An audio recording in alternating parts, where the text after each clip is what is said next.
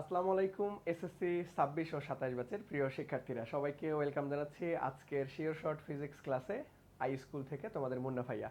So সবাই দ্রুত ক্লাসে চলে আসো এবং ইতিমধ্যেই যারা যুক্ত হয়ে গিয়েছো তারা একটু কষ্ট করে আমাকে জানাও যে ভাইয়া আমার কথা এবং পিছনের স্ক্রিন তোমরা পারফেক্টলি দেখতে এবং শুনতে পাচ্ছ কিনা এবং ওভারঅল সবকিছু ঠিকঠাক আছে কিনা। সো আমরা খুব দ্রুতই আজকের কাঙ্ক্ষিত ক্লাসটা শুরু করে ফেলবো। আজকে খুব গুরুত্বপূর্ণ একটা চ্যাপ্টার স্থির তড়িৎ বা স্থির বিদ্যুৎ। আমরা এ টু জেড এমসিকিউ পার্ট এবং সিকিউ পার্ট খুব সুন্দরভাবে আমাদের এসএসসি পরীক্ষার জন্য যতটুকু লাগবে একদম এক ক্লাসেই পুরোটাই কভার করে দিব। সো এই অধ্যায় থেকে তোমার হচ্ছে এমসিকিউ এ সিকিউ এ অনেক বড় বড় টাইপের প্রশ্ন আসে। সো ওই প্রশ্নগুলান আমরা টাইম ম্যানেজমেন্ট ঠিক রেখে স্পেশাল ট্রিক্সের মাধ্যমে কিভাবে এমসিকিউ এর বেলায় তাড়াতাড়ি সমাধান করতে পারবো সেটার জন্য আমরা স্পেশাল টিপস অ্যান্ড ট্রিক্সগুলো তোমাদেরকে শেয়ার করব। আর এখান থেকে কিন্তু বেশ কিছু থিওরিও আসে। আবার আলটিমেটলি হচ্ছে যেমন তড়িৎ বলরেখা সম্পর্কিত সিকিউতে তোমার চিত্র অঙ্কন করতে বলে। সো একদম ওভারঅল এই অধ্যায় থেকে এসএসসি পরীক্ষার জন্য যাবতীয় যা যা লাগবে সবকিছুই আজকের ক্লাসে ইনশাল্লাহ তোমাদেরকে দেখাই দিব। সো সবাই একটু দ্রুত চলে আসো এবং যারা অলরেডি যুক্ত আসো তারা একটু কষ্ট করে সকল বন্ধুদের একটু শেয়ার করে দাও এবং সকল বন্ধুদের শেয়ার করার পাশাপাশি ক্লাসটা একটু শেয়ার করে দাও যাতে করে আমরা সবাই মিলে আজকের ক্লাসটা খুব সুন্দরভাবে বেসিক টু অ্যাডভান্স শিখে ফেলতে পারি। ওকে, সো এই তো ইতিমধ্যে সবাই যুক্ত হয়ে যাচ্ছ। ওকে, সবাই সালাম দিচ্ছ, ওয়ালাইকুম আসসালাম। ওকে, সবাই কেমন আছো তোমরা আমাকে একটু জানাও যে ভাইয়া কি অবস্থা সবার, সবাই কেমন আছো। আমরা খুব দ্রুতই আমাদের কাঙ্ক্ষিত ক্লাসটা শুরু করে দিব ইনশাআল্লাহ। ওকে, সো সব কিছু ঠিকঠাক থাকলে আমাকে বলো। ওকে, এই তো সব বলছো। লিপা বলছো যে ভাইয়া জি ভাইয়া ক্লিয়ার। ওকে, তানহা জি ভাইয়া ক্লিয়ার। ওকে, ঠিক আছে। তাহলে চলো আমরা বেশি সময় নষ্ট করবো না, আমরা আজকের কাঙ্ক্ষিত ক্লাসে চলে যাব। আজকের কাঙ্ক্ষিত ক্লাসে চলে যাব। সো সর্বপ্রথম আমরা যেই প্রশ্নটা নিয়ে কথাবার্তা বলবো একদম থিওরি টাইপ একটা প্রশ্ন। সো তোমরা এটা নিজেরাই অ্যান্সার করতে পারবা। খুবই সহজ একটা প্রশ্ন, খুবই সহজ একটা প্রশ্ন, নিজেরাই অ্যান্সার করতে পারবা। সবাই একটু উত্তর দেওয়ার চেষ্টা করো। দেখো, একটি ইলেকট্রনের চার্জ কত? একটি ইলেকট্রনের চার্জ কত? সবাই একটু বলার চেষ্টা করো। এই ক্লাসটা আমরা আজকে যে স্লাইডটা তৈরি করছি এই স্লাইডটা তোমাদেরকে সম্পূর্ণটাই পিডিএফ আকারে দিয়ে দেওয়া হবে। এই ক্লাসের স্লাইড পিডিএফ আকারে পেতে তোমাদেরকে এই ক্লাসটা শেয়ার করে পেজে ইনবক্স করলেই দিয়ে দেওয়া হবে। ওকে, সো এখন জাস্ট খালি কোশ্চেন অ্যান্সার বা কোনো ম্যাথমেটিক্স সমাধান করতে বললে জাস্ট রাফলি তুমি ম্যাথমেটিক্সটা সমাধান করে উত্তরটা দিবা ভাইয়াকে। ওকে, এখন কোনো নোট করার কোনো দরকার নাই, কারণ আমি পুরো ক্লাসের স্লাইডটা তোমাদেরকে কি খুব সুন্দর মতো পিডিএফটা ক্লাস শেষেই দিয়ে দিব। ওকে, সো যাদের পিডিএফটা দরকার ক্লাস শেষের, তো অবশ্যই তোমরা আই স্কুল ফেসবুক পেজে শেয়ার করে মেসেজ করলে তোমাদেরকে পিডিএফটা দিয়ে দেওয়া হবে। ওকে, আচ্ছা তাহলে চলো। সো আমরা একটু উত্তরগুলো দেখি। আচ্ছা, আলহামদুলিল্লাহ আমিও ভালো আছি। সবাই একটু উত্তর দেন এখন, সবাই একটু উত্তর দেন। অনেক সহজ একটা প্রশ্ন, সবাই একটু উত্তর দেন। আমি নর্মালি প্রথমে একটু সহজ প্রশ্ন দিয়েই ক্লাসটা শুরু করি যাতে তোমাদের কনফিডেন্স ডেভেলপ হয়। ওকে, আচ্ছা দেখো, এই তো ইতিমধ্যেই তোমরা সবাই উত্তর দিয়ে ফেলতেছো যে ভাইয়া আমাদের কি হবে, আমাদের A number A number A number, অনেকেই বলছো বি নাম্বার। অনেক ঝামেলার একটা বিষয় যে এ না বি হবে, এ না বি হবে, এ না বি হবে। সবাই একটু আমাকে বলো যে ভাইয়া এ হবে না বি হবে। আচ্ছা, ওকে ঠিক আছে। এই তো মোটামুটি দেখো আমাদের প্রশ্নটা কি বলছে যে ভাই ইলেকট্রনের চার্জ, ইলেকট্রনের চার্জ কত, ইলেকট্রনের চার্জ কত, ইলেকট্রনের চার্জ কত। দেখো ইলেকট্রনের চার্জ কিন্তু আমাদের নেগেটিভ হয়। সো এই বিষয়টা একটু মাথায় রাখবা, ইলেকট্রনের চার্জ নেগেটিভ, ইলেকট্রনের চার্জ কি হবে আমাদের নেগেটিভ হয়। তাহলে নেগেটিভ কোথায় আছে দেখো, 1.6 ইন্টু 10 ইনভার্স 19 কুলম। সো কোথায় আছে, এই তো ফ্যান্টাস্টিক ভাবে ক নাম্বারটা রাইট অ্যান্সার। এখন দেখো এই প্রশ্নটা আর কিভাবে ঘুরায় পেঁচায় আসতে পারে। তাহলে ইলেকট্রনের ভর, ইলেকট্রনের ভরটাও আমাদের মুখস্থ রাখতে হবে। সো ইলেকট্রনের ভর কত ভাইয়া, ইলেকট্রনের ভর কত সবাই একটু বলো দেখি, যে ইলেকট্রনের ভর কত। কমেন্ট সেকশনে একটু আমাকে জানাও যে ভাইয়া ইলেকট্রনের ভর কত, দেখি তোমাদের কার কার মনে আছে যে ভাইয়া ইলেকট্রনের ভর কত, ইলেকট্রনের ভর কত, এটা আমাকে জানাও। আবার এইখান থেকে এইটার সাথে মিল রেখে আমরা আরো একটা জিনিস করতে পারি যে এক ইলেকট্রন ভোল্ট সমান সমান কত জুল ড্যাশ ড্যাশ জুল। এই দুইটা কিন্তু মারাত্মক ইম্পর্টেন্ট। সো একটার সাথে লিঙ্ক আপ করে করে আর কি কি আমরা রিলেটেবল প্রশ্ন সবকিছুই কিন্তু আমরা ক্লাসেই সুন্দরভাবে তোমাদেরকে দেখাই দেওয়ার চেষ্টা করি। ওকে, তাহলে সবাই আমাকে একটু জানাও যে ভাইয়া আমাদের ইলেকট্রনের ভর কত, আবার এক ইলেকট্রন ভোল্ট সমান সমান কত জুল। এগুলো কিন্তু ডিরেক্ট এমসিকিউতে আসে, এগুলো ডিরেক্ট এমসিকিউতে আসে। আবার অথবা আমরা কি করতে পারি যে ভাইয়া আমরা ম্যাথমেটিক্স সমাধান করার জন্য একক কনভার্সনের জন্য কিন্তু এই জিনিসগুলো আমাদেরকে লাগবে, যেমন এক ইলেকট্রন ভোল্ট সমান সমান কত জুল। ওকে, সো সবাই একটু উত্তর করার চেষ্টা করো দেখি যে ভাইয়া কি। দেখো আমরা আমাদের কি জানি যে ভাইয়া 9.1 ইলেকট্রনের ভর কত, 9.1 ইন্টু 10 ইনভার্স কত, 10 ইনভার্স 31 কেজি। সো অবশ্যই আমরা এসআই ফরম্যাটটা মনে রাখবো কেজিতে। আবার আমরা কি জানি যে ভাই এক ইলেকট্রন ভোল্ট সমান সমান, আমরা যদি এখন বলি যে ভাই এক ইলেকট্রন ভোল্ট সমান সমান কত জুল, এটাও কিন্তু 1.6 ইন্টু 10 ইনভার্স 19 জুল। সো এই ইনফরমেশনগুলো অবশ্যই তোমাকে মনে রাখতে হবে। দেখো আমি কিন্তু একটা কোশ্চেনের পাশাপাশি তোমাকে বেশ কিছু ইনফরমেশন নোট করে দিব। এখন নোট করার কোনো দরকার নাই, তোমরা সবাই এই ক্লাসের পিডিএফটা পেয়ে যাবা। ক্লাস শেষে আমি তোমাদেরকে পিডিএফটা দিব। সো পিডিএফটা পাওয়ার জন্য কি করতে হবে, ক্লাসটা শেয়ার করে আই স্কুল পেজে ইনবক্স করলেই ক্লাস শেষে তোমাকে আমি, এখন পর্যন্ত ফিজিক্সের অলরেডি আমরা কয়টা চ্যাপ্টার পড়ে ফেলছি, প্রায় 5টা না 6টা ক্লাস হয়ে গেছে। সো ওই সকল আগের পিডিএফ সহ সবগুলো একসাথে দিয়ে দেওয়া হবে। ওকে, সো যাদের পিডিএফটা দরকার, আমি মনে করি সবারই পিডিএফটা দরকার, কারণ তুমি এই পিডিএফটা তোমার কাছে যদি থাকো, তুমি যদি একটু সংরক্ষণ করে রাখো, তাহলে খুব সুন্দর মতো মাত্র 20-30 মিনিটের মধ্যে একটা অধ্যায় পুরোটাই সামারি আকারে তুমি কি করতে পারবা, রিভিশন দিতে পারবা। ঠিক আছে?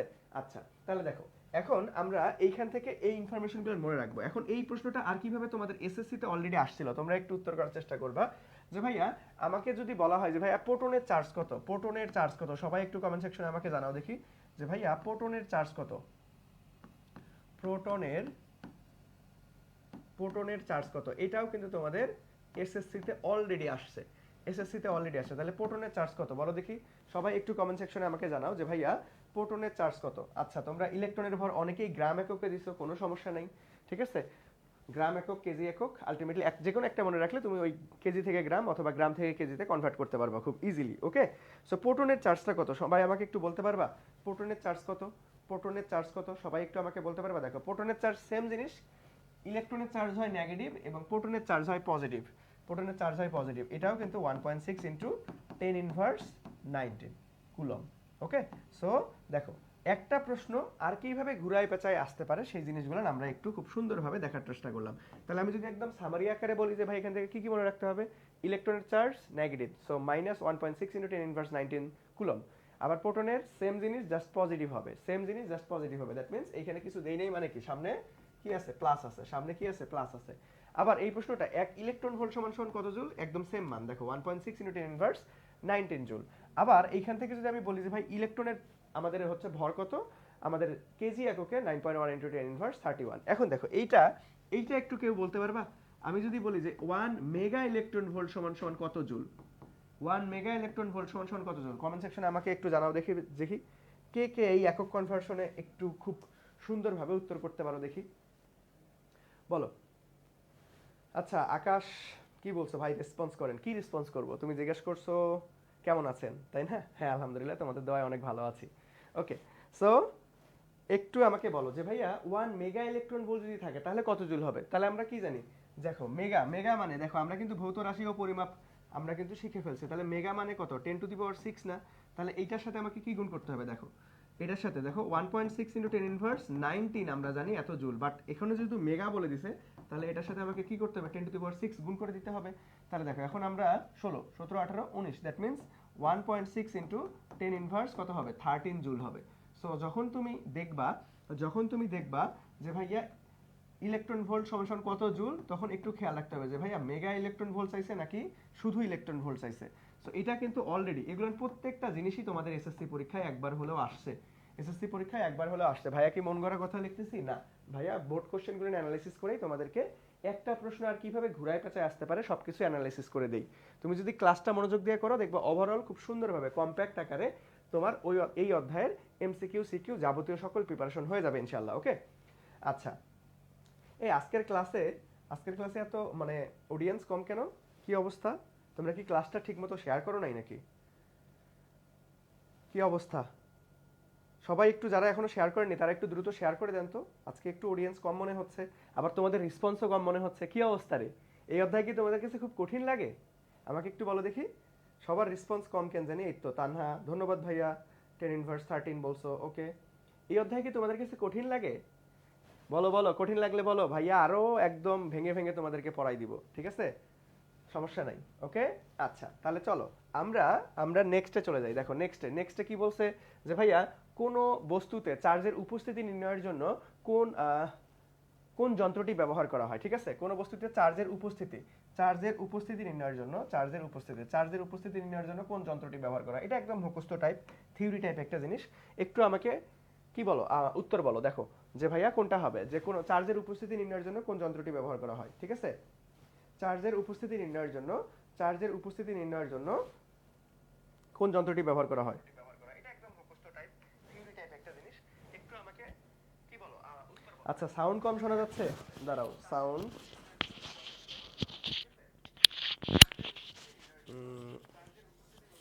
ওকে, এখন দেখো দেখি সাউন্ড কি ঠিকঠাক আছে। এখন একটু দেখো যে এখন হয়তো সাউন্ড ঠিকঠাক থাকার কথা। আমি মাইক্রোফোনটা একটু লোকেশন চেঞ্জ করে দিয়েছি। ওকে, আচ্ছা এই তো সবাই পারতেছো যে ভাইয়া ক নাম্বার ক নাম্বার ক নাম্বার, আরে জোস। দেখো আমাদের কোনো কোনো বস্তুতে আমাদের চার্জের উপস্থিতি যদি নির্ণয় করা কথা বলে, তাহলে কোন যন্ত্রটা ব্যবহার করা হবে, কোন যন্ত্র, সেটা হচ্ছে electroscope. Electro electroscope, that means ক নাম্বারটা। তোমরা এই ইলেকট্রোস্কোপের বাংলা নামটাকে বলতে পারবা? কমেন্ট সেকশনে আমাকে জানাও দেখি যে ভাই ইলেকট্রোস্কোপ। ইলেকট্রোস্কোপ, দেখো এই অপশনে ইলেকট্রোস্কোপ না থেকে কি থাকতে পারে, এরকম থাকতে পারে। বাংলা নামটা মনে রাখবা, তড়িৎ বীক্ষণ যন্ত্র। তড়িৎ বীক্ষণ যন্ত্র, ঠিক আছে? এই বাংলা নামটা দিয়ে তোমাদের অলরেডি এসএসসিতে আসছিল। সো যখন তুমি দেখবা যে বাংলা নাম এবং ইংরেজি নাম দুইটাই মনে রাখতে হবে যে ভাইয়া ইলেকট্রোস্কোপ বা তড়িৎ বীক্ষণ যন্ত্র। এটা কি করে? এটা হচ্ছে কোনো একটা বস্তুতে চার্জের উপস্থিতি নির্ণয় করে, বস্তুতে চার্জের উপস্থিতি, চার্জের অস্তিত্ব নির্ণয় করে, ঠিক আছে? চার্জের অস্তিত্ব নির্ণয় করে, চার্জের উপস্থিতি বা অস্তিত্ব। তাহলে চার্জের উপস্থিতি বা অস্তিত্ব, চার্জের কি পাচ্ছি আমরা, চার্জের উপস্থিতি, উপস্থিতি বা অস্তিত্ব, অস্তিত্ব অথবা প্রকৃতি বলা থাকলেও হবে, প্রকৃতি। ওকে, চার্জের প্রকৃতি নির্ণয়ের জন্য আমাদের কি করা হয় যে ভাই ইলেকট্রোস্কোপ বা তড়িৎ বীক্ষণ যন্ত্রটা ব্যবহার করা হয়। থিওরি টাইপ একটা প্রশ্ন, খুব সুন্দরভাবে আপনারা কি করবেন, মনে রাখবেন। খুব সুন্দরভাবে আপনারা মনে রাখবেন বা মুখস্থ করার ট্রাই করবেন। ওকে, আচ্ছা চলো দেখো আমরা পরবর্তীতে চলে যাই যে ভাইয়া কুলম্ব ধ্রুবকের একক হচ্ছে কি। কুলম্ব ধ্রুবকের এই প্রশ্নটা এত পরিমাণে গুরুত্বপূর্ণ, তোমাদের যে কোনো একটা বোর্ডে ইনশাল্লাহ চলে আসবে, দেখবা যে কোনো একটা বোর্ডে চলে আসবে। কুলম্ব ধ্রুবকের একক এবং মাত্রা খুবই খুবই খুবই গুরুত্বপূর্ণ। এখন একক এবং মাত্রা আমরা কি করি, মুখস্থ করি। মুখস্থ করার দরকার নেই, তুমি বেসিক সূত্র থেকে আনতে পারবা। তাহলে চলো সবাই একটু উত্তর করার ট্রাই করো, সবাই একটু উত্তর করার ট্রাই করো। আচ্ছা, আমি কমেন্ট পড়ি না, আরে কমেন্ট পড়ি রে বাবা। আমি যদি ক্লাস বাদ দিয়ে সারাদিনই তোমাদের কমেন্ট পড়ি, তাহলে তোমাদের জন্য আসলে কি টাইম বেশি লাগবে ক্লাসটা শেষ করতে। ওকে, তখন তোমাদের লস। এই জন্য তুমি যদি না বুঝতে পারো বা কোনো জায়গায় ঝামেলা থাকে, ওই কমেন্টগুলো আমি ঠিকই পড়ি। দেখা যায় যে আচ্ছা ভাই ক্লিয়ার, বুঝছি, এটা হয়েছে ওটা হয়েছে, এই ধরনের কমেন্ট আমি সবসময় পড়ি না। দেখা গেছে তুমি যদি আমাকে বলো যে ভাইয়া আমার হচ্ছে এইটা টপিক বুঝে নেই, দেখবা যে ওই কমেন্ট আমি ঠিকই পড়তেছি। কারণ একসাথে তো সবাই ক্লাস করতেছো, সবার কমেন্ট নাম ধরে ধরে পড়াটা একটু টাফ বিষয়। তাহলে তোমাদের দেখা যাবে যে পড়াশোনার চাইতে ক্লাসের সময় নষ্ট হয়ে যাচ্ছে বেশি। ওকে, সো আমি গুরুত্বপূর্ণ কমেন্টগুলো ঠিকই দেখি, ঠিকই পড়ি, এগুলো নিয়ে এটা কোনো টেনশন করিও না। ওকে, আচ্ছা চলো দেখো এখানে কি বলছে যে ভাইয়া কুলম্ব ধ্রুবকের একক। তাহলে দেখো আমরা এই সূত্র, এই একক বা মাত্রা এগুলো কই থেকে আনতে পারি, বেসিক সূত্রটা। তাহলে কুলম্ব বল, তাহলে কুলম্ব বল দেখো এখানে যদি আমাদের কি থাকে, Q1 চার্জ থাকে, এইখানে যদি আমাদের Q2 চার্জ থাকে, মধ্যবর্তী ডিস্টেন্স যদি r হয়, তাহলে আমরা কুলম্ব বলের সূত্র কি জানি যে ভাই আমাদের চার্জ দ্বয়ের গুণফলের সমানুপাতিক দূরত্বের বর্গের ব্যস্তানুপাতিক, দূরত্বের বর্গের ব্যস্তানুপাতিক। সো এই দুইটা সূত্রকে আমরা একসাথে লিখতে পারি এফ সমানুপাতিক কি আসতেছে, Q1 Q2 ডিভাইডেড বাই আমাদের আর স্কোয়ার। ওকে, এখন এইটাকে আমরা সমানুপাতিক চিহ্ন তুলে দিয়ে সমানুপাতিক একটা ধ্রুবক নিয়ে আসি, সেটাকে কি বলা হয়, সেটাকে আমরা কে বলি। তার মানে K Q1 Q2 divided by R square. এখন এই কেটাকে আমরা এভাবে লিখি মাঝে মাঝে যে ভাই 1/4 epsilon naught Q1 Q2 divided by R square. তুমি এই ফরম্যাটেও লিখতে পারো, এই ফরম্যাটেও লিখতে পারো, অথবা ডিরেক্ট মান বসায় দিয়েও লিখতে পারো যে ভাই 9 × 10⁹ Q1 Q2 divided by R square. দেখো এই তিনটা ফরম্যাটেই আমাদের তুমি লিখতে পারো, সমস্যা নাই। ওকে, সো এই তিনটা ফরম্যাটেই তুমি লিখতে পারো যে ভাইয়া কুলম্ব বল নির্ণয়ের সূত্র। এগুলো কি ভাইয়া, কুলম্ব বল নির্ণয়ের সূত্র। ওকে, একই জিনিস। দেখো এখানে জাস্ট ধ্রুবকটাকে কে দ্বারা প্রকাশ করছি, ধ্রুবকটাকে 1, আমাদের স্পেসিফিক যেটা যে 1/4πε0, আর এটাকে ডিরেক্ট মান বসাই দিছি।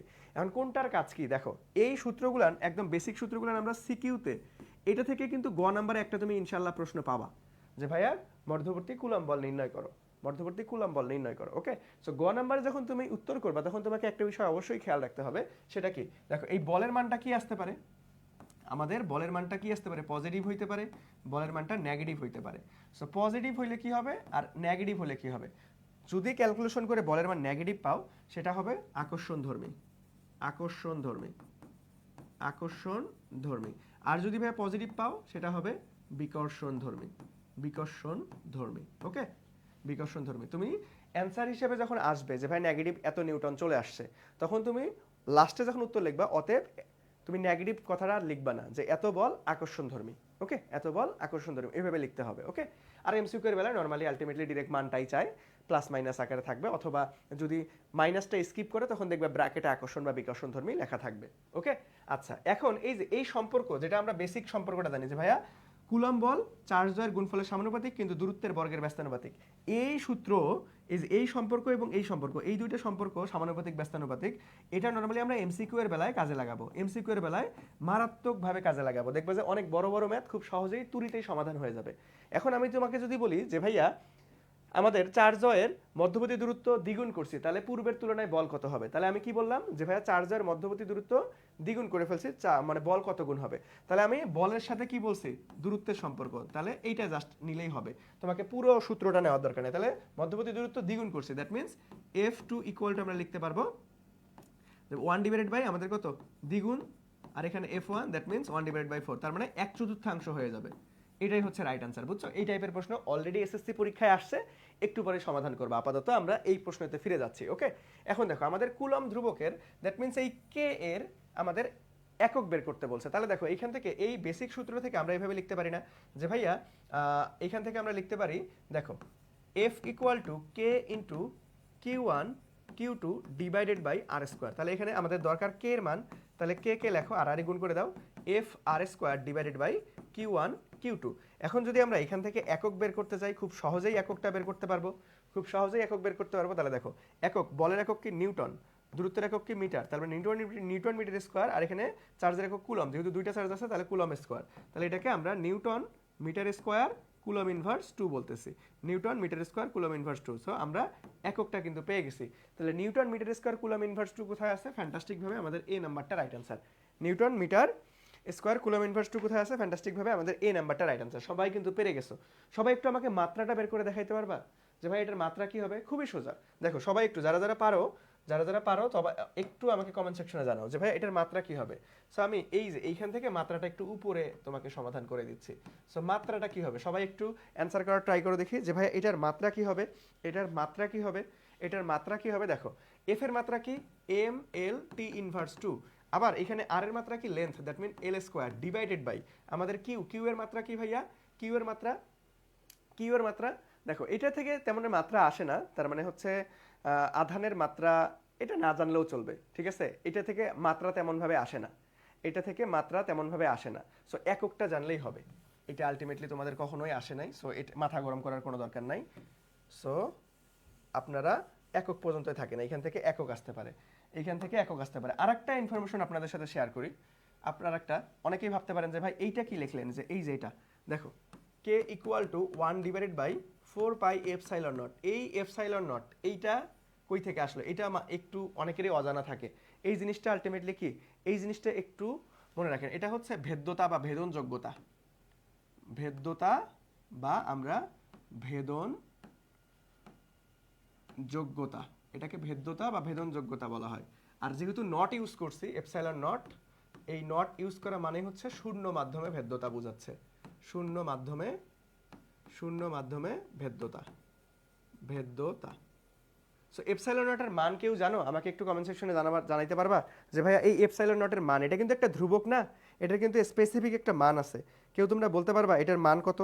এই এপসাইলন নটের মান কত? দেখো আমি একদম যে ভাইয়া যা যাবতীয় ইনফরমেশন জানতে হবে সব কিছুই তোমাকে ধরে ধরে শেখাচ্ছি, ওকে। দেখো তোমরা আমার ক্লাস বা আলটিমেটলি আই স্কুলের ক্লাস করতেছো কেন? কারণ অন্য শিক্ষার্থীদের তুলনায় একটু হলেও আগায় থাকার জন্য। তার মানে আমি খালি ক্লাসে এসে সহজ সহজ জিনিস শিখাবো বিষয়টা এমন না। একটা প্রশ্ন যতভাবে ঘুরায় পেছায় আসতে পারে, কঠিন হলে কীরকম আসতে পারে, সব কিছুই তোমাদেরকে দেখাই দিব, ওকে। সব কিছুই দেখাই দিব। মাঝে মধ্যে আমরা কি করি যে ভাইয়া, যেমন আমি গতিবিদ্যায় দেখা গেছে ইন্টারমিডিয়েটের সিলেবাস থেকে কিছু কনসেপ্ট তোমাকে শিখাইছি তোমার সুবিধার্থে, তোমার টাইম ম্যানেজমেন্ট ঠিক রাখার সুবিধার্থে, ওকে। সো একটু অ্যাডভান্স জিনিসপাতি আমরা ক্লাসে শিখবো বাবা, একটু অ্যাডভান্স জিনিস আমরা একটু ক্লাসে শিখবো, একটু শিখে রাখলে ভালো, ওকে। আচ্ছা দেখো এইখান থেকে আমাদের দুইটা মান মনে রাখতে হবে, এখান থেকে দুইটা মান মনে রাখতে হবে। সো এইখানে আমি লিখে দেই যেহেতু জায়গা নাই।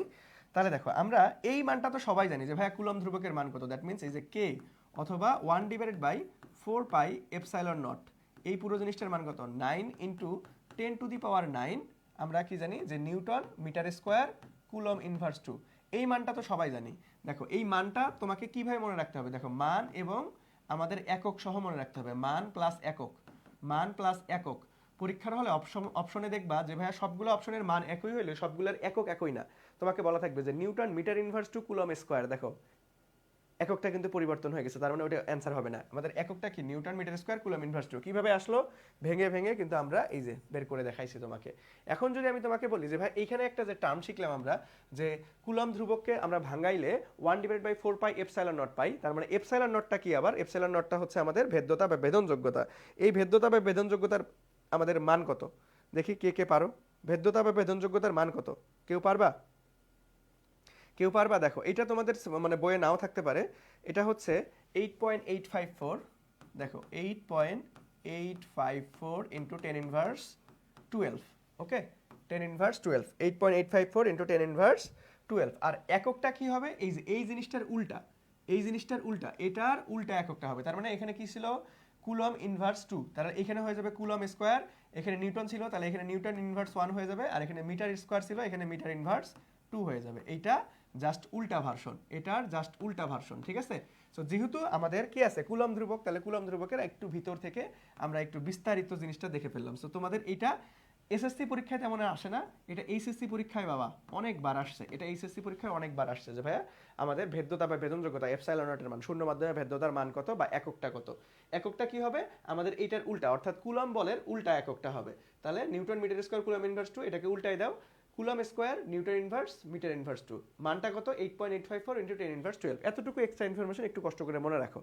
তাহলে অন্যদের তুলনায় তুমি আগায় থাকবে যদি কঠিনও হয়ে যায় এখান থেকে প্রশ্ন চলে আসতে পারে যেহেতু এই সূত্রের সাথে এটাকে ভাঙাইলেই তো এটা পাওয়া যাচ্ছে তার মানে আমার জানা রাখাটা একটু ভালো ওকে সো এটা আগে থেকে কারা কারা জানতা আমাকে একটু কমেন্ট সেকশনে জানাও দেখি ভাইয়া এটা আগে থেকে কারা কারা জানতা আমাকে একটু কমেন্ট সেকশনে জানাও এটা আগে থেকে কারা কারা জানতা আমাকে একটু কমেন্ট সেকশনে জানাও দেখি যে ভাইয়া এই যে এটাকে আজকেই প্রথম দেখলা যে হচ্ছে এপসাইলন নট ভেদ্যতা বা ভেদনযোগ্যতা নাকি এটা আগে থেকেই জানতা আমাকে একটু জানাও যে ভাইয়া এটাকে আজকেই প্রথম দেখলা নাকি আগে থেকে একটু জানো এই তো অলরেডি আমি অ্যান্সার পেয়ে গেছি যে ভাইয়া মিতালি খুব সুন্দর মতো অ্যান্সারটা করছে দেন হচ্ছে আমাদের হচ্ছে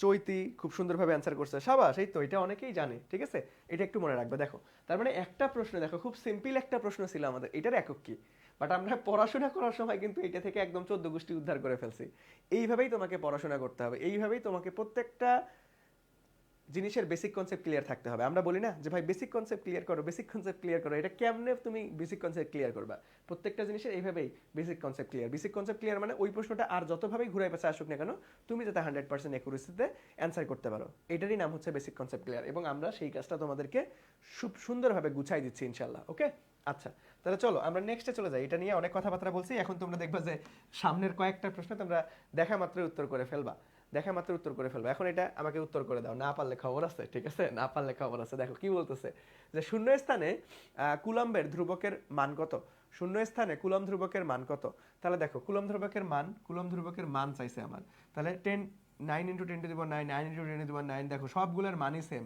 তাহলে আমরা কি একটু আগেই তোমাকে নোট করে দিছি মান এবং একক দুইটাই খেয়াল রাখতে হবে ওকে সো দেখেন এখন আমরা একটু আগেই দেখলাম যে ভাই newton metre square coulomb inverse 2 এটা হচ্ছে কুলম ধ্রুবকের একক একটু আগেই পাইছি তাহলে এককটা কোথায় ঠিক আছে দেখো এই যে নিউটন মিটার ইনভার্স 2 আছে হবে না এটা তার মানে newton metre square coulomb inverse 2 that means খ নাম্বারটাই রাইট অ্যান্সার খুব সহজ তার মানে আমাকে এই ধরনের প্রশ্নে মান এবং একক দুইটাই খেয়াল রাখতে হবে মান প্লাস একক আমরা খেয়াল রাখবো ওকে মান প্লাস একক আমরা কি রাখবো ভাইয়া খেয়াল রাখবো ওকে খুব সিম্পল একটা প্রশ্ন ছিল তাহলে চলো আমরা সামনের দিকে চলে যাব দেখো দুটি আহিত বস্তুর মধ্যবর্তী দূরত্ব অর্ধেক করা হলে এইটা তোমরা পারবা কারণ আমি অলরেডি শিখাই দিছি সবাই দ্রুত অ্যান্সার করবা দেখো দুটি আহিত বস্তুর মধ্যবর্তী দূরত্ব অর্ধেক করা হলে আমাদের ক্রিয়াশীল বল কত হবে এইটা প্রশ্নটা অনেকে অনেকভাবে সমাধান করে বাট এটা তোমাকে সমাধান করতে হবে মাত্র 5 সেকেন্ডে সমাধান করতে হবে মাত্র 5 সেকেন্ডে গাইডে দেখবা অনেক বড় বড় করে সমাধান করে দেওয়া আছে না আমি তোমাকে কি বলছি যে ভাই আমরা কার সাথে কার সম্পর্ক এমসিকিউ সমাধানের টেকনিক হচ্ছে তোমার কার সাথে কার সম্পর্ক দেওয়া আছে সেই অনুযায়ী জাস্ট সমানুপাতিক ব্যস্তানুপাতিকে বসাই দিবা, অ্যান্সার চলে আসবে। দেখো আমাকে বলছে যে ভাইয়া দুটি মধ্যবর্তী দূরত্ব, দ্যাট মিন্স আর এর মান কি করছে, অর্ধেক করে ফেলছে, আর অর্ধেক করে ফেলছে। তাহলে আমাদের কি হবে, ক্রিয়াশীল বল, দ্যাট মিন্স এফ এর মান কত হবে, মানে পরিবর্তিত বল কত হবে। তাহলে ভাই এখানে কোনো চার্জের কথা বলা আছে? চার্জের কথা বলা নাই, তার মানে বল এবং আমাদের দূরত্বের মধ্যে সম্পর্ক। তাহলে কুলম্বের সূত্র থেকে আমরা কি জানি, বল এবং দূরত্বের সাথে সম্পর্ক কি, আমাদের বর্গের ব্যস্তানুপাতিক সম্পর্ক। তাহলে এই সম্পর্ক থেকে দেখো আমরা কয়েকটা লাইন জাম্প করে সূত্র বানিয়ে নিতে পারবো। এটাকে এভাবে লেখা যায় যে ভাইয়া যে F2 divided by F1 equal to আমাদের R1 ডিভাইডেড বাই R2 তার উপরে হোল স্কোয়ার। এটা থেকে এটা লিখতে পারবো। দেখো আমরা F2 লিখছি, যেহেতু ব্যস্তানুপাতিক সম্পর্ক এই জন্য আর R2 হবে না, উল্টাই যাবে, তার মানে R1 লিখলাম। এটা তুমি এইখান থেকে এখন F2 এর মানটা তুমি খুব সহজেই বের করতে পারবা। অথবা তুমি ডিরেক্ট এই পদ্ধতির আগে আরো শর্ট করা যায়, তুমি ডিরেক্ট এইখানে লিখবা যে ভাই F2, তুমি দেখো মনে মনে একটু আরো ক্যালকুলেশন, আরো কয়েকটা লাইন জাম্প করবা। তাহলে কি এই F1টা অলওয়েজ এইখানে যায় গুণ হবে না, এইখানে যায় গুণ হবে না। তাহলে তুমি F2 ইকুয়াল টু জাস্ট মান বসাই দাও, এখানে আর এর মানটা বসাই দাও। তাহলে 1 ডিভাইডেড বাই আর এর মান কত, অর্ধেক করছো, তার মানে অর্ধেক তার উপরে স্কোয়ার, আর এখানে F1 মানে পূর্বের এত গুণ হবে। তাহলে 1 ডিভাইডেড বাই 4 F1, তাহলে এটাকে ক্যালকুলেশন করলে জাস্ট উল্টায় গিয়ে 4 F1 হবে, তার মানে আমাদের 4 গুণ হবে, তাহলে 4 গুণ কোথায় আছে, ফ্যান্টাস্টিক ভাবে ঘ নাম্বারটা দেখো, একদম গরম গরম প্রশ্ন, কুমিল্লা আবার 25-এ আসা প্রশ্ন, খুব সুন্দর একটা প্রশ্ন, ঠিক আছে। তার মানে আমরা এই বড় সূত্র নিব না ভাই, যে F equal to K into Q1 Q2 divided by R square, এই সূত্র নিব না। এটা শুধুমাত্র আমরা ম্যাথের ক্ষেত্রে নিব, যে বড় বড় ম্যাথ যখন সমাধান করব তখন। আর তোমাকে যদি বলে যে ভাই এটা এত গুণ করছে, তাহলে বল কত গুণ হবে, তাহলে সিম্পল জাস্ট সমানুপাতিক। দেখো এমসিকিউ এ যখনই দেখবা যে কোনটা কার কত গুণ, এই টাইপের প্রশ্ন বলছে যে ভাই কোনটা কার কত গুণ হবে, তুমি জাস্ট সমানুপাতিক ব্যস্তানুপাতিক সম্পর্ক, সমানুপাতিক বা ব্যস্তানুপাতিক সম্পর্ক সূত্র অনুযায়ী যেই সম্পর্কটা, সেই সম্পর্ক দিয়ে ম্যাথ সমাধান করে ফেলবা। বুঝছো? সবার কি ক্লিয়ার? বলো তো দেখি আমাকে, সবাই ক্লিয়ারলি বুঝছো কিনা বলো। এই তো সবাই মোটামুটি অ্যান্সার করছো যে ভাইয়া ডি নাম্বার, আরে জোস, ধন্যবাদ। তার মানে এই সূত্র, এই ধরনের প্রশ্ন তোমাকে এখন কি আর পেইন খাবা, দেখবে গাইডে অনেক বড় বড় করে সমাধান করা আছে, ওই স্টাইলে যাওয়া যাবে না। জাস্ট কোনটা কার কত গুণ, জাস্ট সমানুপাতিক ব্যস্তানুপাতিক, জাস্ট মান বসাই দিবা, 10 সেকেন্ডের মধ্যেই অ্যান্সার চলে আসবে ইনশাআল্লাহ। ওকে, সবার ক্লিয়ার ভাইয়া? বলো তো দেখি সবার ক্লিয়ার হইছো কিনা, একটু আমাকে বলো, সবাই ক্লিয়ার হইছো কিনা আমাকে একটু বলো, সবাই ক্লিয়ার হইছো কিনা। দেখো আমি কিন্তু ক্লাসে অনেক কিছু লিখে দিচ্ছি বাবা, এখন এগুলোর কোনো কিছু নোট করার দরকার নাই, আমি পুরো ক্লাসের এই পিডিএফটা, দাগানো পিডিএফটা তোমাদেরকে দিয়ে দিব। পিডিএফটা পেতে আমাদের এই ক্লাসটা শেয়ার করে স্ক্রিনশট দিয়ে ক্লাস শেষে iSchool পেজে জাস্ট SMS করবা যে ভাই আমি শেয়ার করছি, আমাকে পিডিএফটা দেন, তাহলে সবাইকে পিডিএফ দিয়ে দেওয়া হবে। সো যাদের পিডিএফটা প্রয়োজন তারা অবশ্যই ক্লাসটা শেয়ার করে পিডিএফটা কালেক্ট করে নিবা। ওকে, তারা অবশ্যই ক্লাসটা শেয়ার করে পিডিএফটা কালেক্ট করে নিবা। তাহলে নেক্সটে আসো। দেখো এই যে আরেকজন বলছে আবার বুঝান, এত ভাঙে বুঝাচ্ছি। দেখো এই যে সেম প্রশ্ন রাখছি তোমাদের জন্য, আমি জানি কেউ না কেউ একটু বুঝতে অসুবিধা হবে।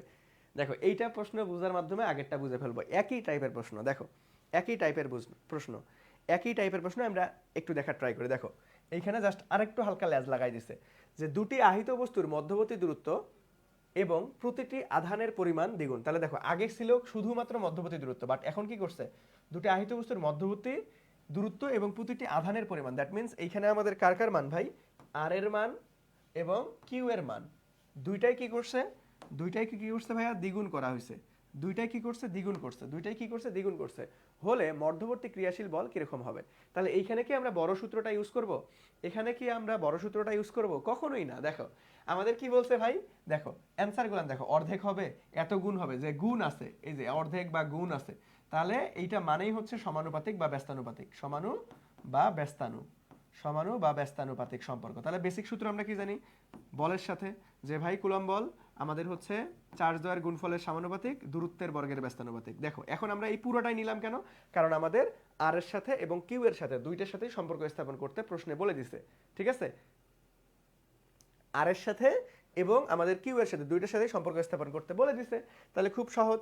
আর এর আগের প্রশ্নে কি ছিল, দেখো এর আগের প্রশ্নে শুধুমাত্র দূরত্ব ছিল, দ্যাটস ওয়াই আমরা জাস্ট এই সম্পর্কটা নিছি, এফ এর সাথে আর এর সম্পর্ক। ওকে, আচ্ছা তাহলে এখন মান বসাই দাও। দেখো তাহলে এফ এর মান কি হইছে ভাই, আলটিমেটলি চার্জ দ্বয় উভয়কে দ্বিগুণ করছে, তাহলে কিউ টুর মান 1, আবার হচ্ছে কিউ1 2 করে দ্বিগুণ করে দিয়েছে, দূরত্ব কি হয়েছে, দ্বিগুণ হয়েছে, তার মানে এটাও 2 স্কোয়ার। তাহলে উপরে কি আসতেছে 4, নিচেও আসতেছে 4, 4 4 1, তার মানে সেম অ্যাজ বিফোর, আগের মতোই থাকবে, অপরিবর্তিত থাকবে, একই থাকবে। তার মানে গ নাম্বারটা আমাদের রাইট আনসার। বুঝছো? দেখছো, এই প্রশ্নটা যদি তুমি গাইডের নিয়মে সমাধান করতে যাও, ইয়া বড় বড় করে সমাধান করে দেওয়া আছে। সো ওই নিয়মে আমরা করব না, আমরা জাস্ট এইটা কোনটা কার কত গুণ এই টাইপের প্রশ্নে সমানুপাতিক ব্যস্তানুপাতিক দিয়ে করব। কোনটা কার কত গুণ এই টাইপের প্রশ্নে আমরা সমানুপাতিক ব্যস্তানুপাতিক দিয়ে করে ফেলবো। ওকে, সো এর আগের কোশ্চেনটা যারা বুঝো নাই, বুঝছো ভাইয়া বলো? সেম টাইপের প্রশ্ন এই জন্য রাখছি আমি, আমি জানি কারো একটু বুঝতে অসুবিধা হতে পারে। সো একই ক্যাটাগরির প্রশ্ন একটু আলটিমেটলি আমি রাখি ক্লাসের মধ্যেই। তো সবাই একটু বলো যে এটা কি সবার ক্লিয়ার হইছো? এটা কি সবাই ক্লিয়ার হইছে এখন? সবাই ক্লিয়ার হইছো ভাইয়া? এটা কি সবাই ক্লিয়ার হইছো এখন? এটা কি সবাই ক্লিয়ার হইছো? আমাকে একটু বলো দেখি, এটা কি সবাই ক্লিয়ার হইছো কিনা এখন? এটা কি সবাই ক্লিয়ার হইছো কিনা এখন? ওকে, এই তো মোটামুটি সবাই অ্যান্সার করছো ভাইয়া, সি হবে, সি হবে, ধন্যবাদ। তাহলে চলো আমরা পরবর্তীতে চলে যাই। দেখো পরবর্তী ডিরেক্ট একটা সূত্র চলে আসছে, দেখি কার কার মুখস্থ বিদ্যা ভালো আছে, সূত্রগুলান কার কার মনে আছে। দেখো এখানে কি বলতেছে যে ভাইয়া স্থির তড়িৎ বল এফ, আধান কিউ এবং তড়িৎ ক্ষেত্রের তীব্রতা ই হলে কোন সম্পর্কটি সঠিক, অথবা এটাও এইভাবে বোর্ডে আসছিল যে নিচের কোন সম্পর্কটি সঠিক। দ্যাট মিন্স আমাদেরকে এখানে এফ কিউ এবং আর, দ্যাট মিন্স ই মানে কি যে ভাইয়া তড়িৎ প্রাবল্য, তড়িৎ প্রাবল্য, আর এখানে কিউ হচ্ছে চার্জ, আর এফটা তো আমরা সবাই জানি এফটা হচ্ছে বল। এই তিনটাকে মিলায় আমাদের কোন সূত্র আছে সেটা বের করতে হবে। তাহলে দেখো আমরা কি সূত্র জানি, সবাই একটু করো দেখি, সবাই একটু অ্যান্সার করো দেখি ভাইয়া, আমরা কি সূত্র জানি বলো? আমরা কি সূত্র জানি? আমরা কি সূত্র জানি সবাই একটু বলো। দেখো তড়িৎ প্রাবল্য সূত্র কি জানি আমরা, যে ভাইয়া তড়িৎ ক্ষেত্রে কোনো একটা ধনাত্মক আধানকে স্থাপন করলে ওই আধানটা যে পরিমাণ বল অনুভূত করে সেটাকে আমরা প্রাবল্য বলি। That means F divided by আমরা কিউ বলতে পারি। এটা হচ্ছে আমাদের বেসিক সূত্র, এটা হচ্ছে আমাদের বেসিক সূত্র, এটা হচ্ছে আমাদের বেসিক সূত্র। যে ভাইয়া তড়িৎ ক্ষেত্র, ধরো এইটা হচ্ছে আমাদের একটা তড়িৎ ক্ষেত্র, এই তড়িৎ ক্ষেত্রের মধ্যে যদি বাহির থেকে একটা আমাদের ধনাত্মক চার্জ, দ্যাট মিন্স 1 কুলম্বকে আনি, তাহলে এই কুলম্বটা এখানে কি পরিমাণ বল অনুভূত করবে চার্জটা, সেটাই হচ্ছে আমাদের তড়িৎ প্রাবল্য। দ্যাট মিন্স আমাদের E equal to F divided by Q. That means এইখান থেকে আমরা এফ ইকুয়াল টু কি লিখতে পারবো, কিউ ই লিখতে পারবো। F equal to Q E, এই সূত্রটা কিন্তু মারাত্মক ইম্পর্টেন্ট। এটা থেকে ছোট ছোট ম্যাথ আসবে এমসিকিউতে এবং সিকিউতেও মাঝে মধ্যে আসে। ঠিক আছে, এখান থেকে আমাদের ম্যাথ আসবে ভাইয়া, এখান থেকে আমাদের কি আসবে ভাইয়া, ম্যাথ আসবে। তোমাকে একটু কষ্ট করে মনে রাখতে হবে বা মনে রাখতে হবে। তাহলে দেখো আমরা কি জানবো যে ভাইয়া তাহলে আমাদের ই ইকুয়াল টু আমাদের কি ই ইকুয়াল টু না না এ নাম্বার হবে না, F equal to Q divided by E. তাহলে এফ ইকুয়াল টু না, এটাও হবে না, তার মানে F equal to Q E. এই তো সাবাস, F equal to Q E কোথায় আছে, এই তো গ নাম্বারটা ফ্যান্টাস্টিক ভাবে আমরা রাইট অ্যান্সার বলতে পারতেছি যে ভাইয়া গ নাম্বারটা আমাদের রাইট অ্যান্সার। ঠিক আছে, গ নাম্বারটা রাইট অ্যান্সার বলতে পারতেছি। বাকিগুলো দেখো ফরমেশন ভুল আছে, বাকিগুলো সবগুলোই ফরমেশন ভুল আছে। দেখো এটাকে তুমি আর গুণ করে দাও, দেখো F equal to Q E, তাহলে আমরা এটাকে বলতে পারতাম যে ভাইয়া Q equal to F divide by E, এটা ঠিক আছে। বাট এই দেখো এটাও হচ্ছে না, E equal to Q F, E equal to Q F জীবনও হবে না। আমাদের একটা ফরমেশনই ঠিক, বাকি সবগুলান ভুল। একটা ফরমেশনই ঠিক, বাকি সবগুলান ভুল। একটা ফরমেশনই ঠিক, বাকি সবগুলাই আমাদের কি আছে ভাইয়া, ভুল আছে। বাকি সবগুলাই আমাদের কি আছে, ভুল আছে। ওকে, এই তো সবাই পারছো যে ভাইয়া C number, C number, C number. So এটা একটু মাথায় রাখবা, এইখান থেকে কিন্তু ম্যাথ আসবে, এইখান থেকে ম্যাথ আসবে, এইখান থেকে ম্যাথ আসবে। ওকে, একটু পরে আমরা ম্যাথও প্র্যাকটিস করব, একটু পরে আমরা ম্যাথও প্র্যাকটিস করব। ওকে, তাহলে দেখো এই যে তড়িৎ তীব্রতার একক কোনটা, এই যে তড়িৎ তীব্রতা, বৈদ্যুতিক ক্ষেত্র, সব কিছুই আমাদের তড়িৎ প্রাবল্য, এটা মানেই প্রাবল্য। ওকে, এটা মানেই হচ্ছে প্রাবল্য। তাহলে দেখো তড়িৎ তীব্রতা প্রাবল্য, অথবা এইটা এরকমও বলা থাকতে পারে বৈদ্যুতিক ক্ষেত্র। বৈদ্যুতিক ক্ষেত্র, দেখো একটা জিনিসকে বিভিন্ন নামে প্রকাশ করা যায়, এই বৈদ্যুতিক ক্ষেত্র থাকতে পারে। সো তড়িৎ তীব্রতা, বৈদ্যুতিক আমাদের হচ্ছে ক্ষেত্র, সবগুলাই আমাদের এই যে প্রাবল্য, একই জিনিস। দ্যাট মিন্স ই, তার মানে ই ইকুয়াল টু একটু আগে পাইছি এফ ডিভাইডেড বাই কিউ। তাহলে এটার একক কি হবে ভাইয়া, নিউটন, আর এখানে তো নিচে কুলম, তার মানে নিউটন কুলম ইনভার্স 1। তাহলে নিউটন কুলম ইনভার্স 1 কোথায় আছে দেখো তো, নিউটন কুলম ইনভার্স 1, এই তো ফ্যান্টাস্টিক ভাবে ডি নাম্বারটা আমাদের রাইট অ্যান্সার। ফ্যান্টাস্টিক ভাবে কি ভাইয়া, ডি নাম্বারটা আমাদের রাইট অ্যান্সার। ফ্যান্টাস্টিক ভাবে কি ভাইয়া, ডি নাম্বারটা রাইট অ্যান্সার। ঠিক আছে, আচ্ছা জাহিদ কি ইন্ডিয়া থেকে ক্লাস করতেছো? ওরে বাপরে, সাবাস।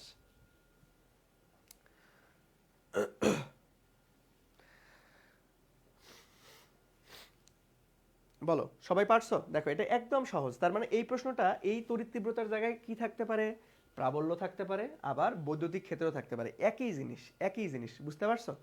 একই জিনিস, তার মানে একটা জিনিসকে বিভিন্ন নামে প্রকাশ করা যায়। একটা জিনিসকে কি ভাইয়া বিভিন্ন নামে প্রকাশ করা যায়, এই বিষয়গুলো একটু মাথায় রাখতে হবে কষ্ট করে। ওকে, আচ্ছা, এই তো মোটামুটি সবাই উত্তর করছো, ধন্যবাদ সবাইকে।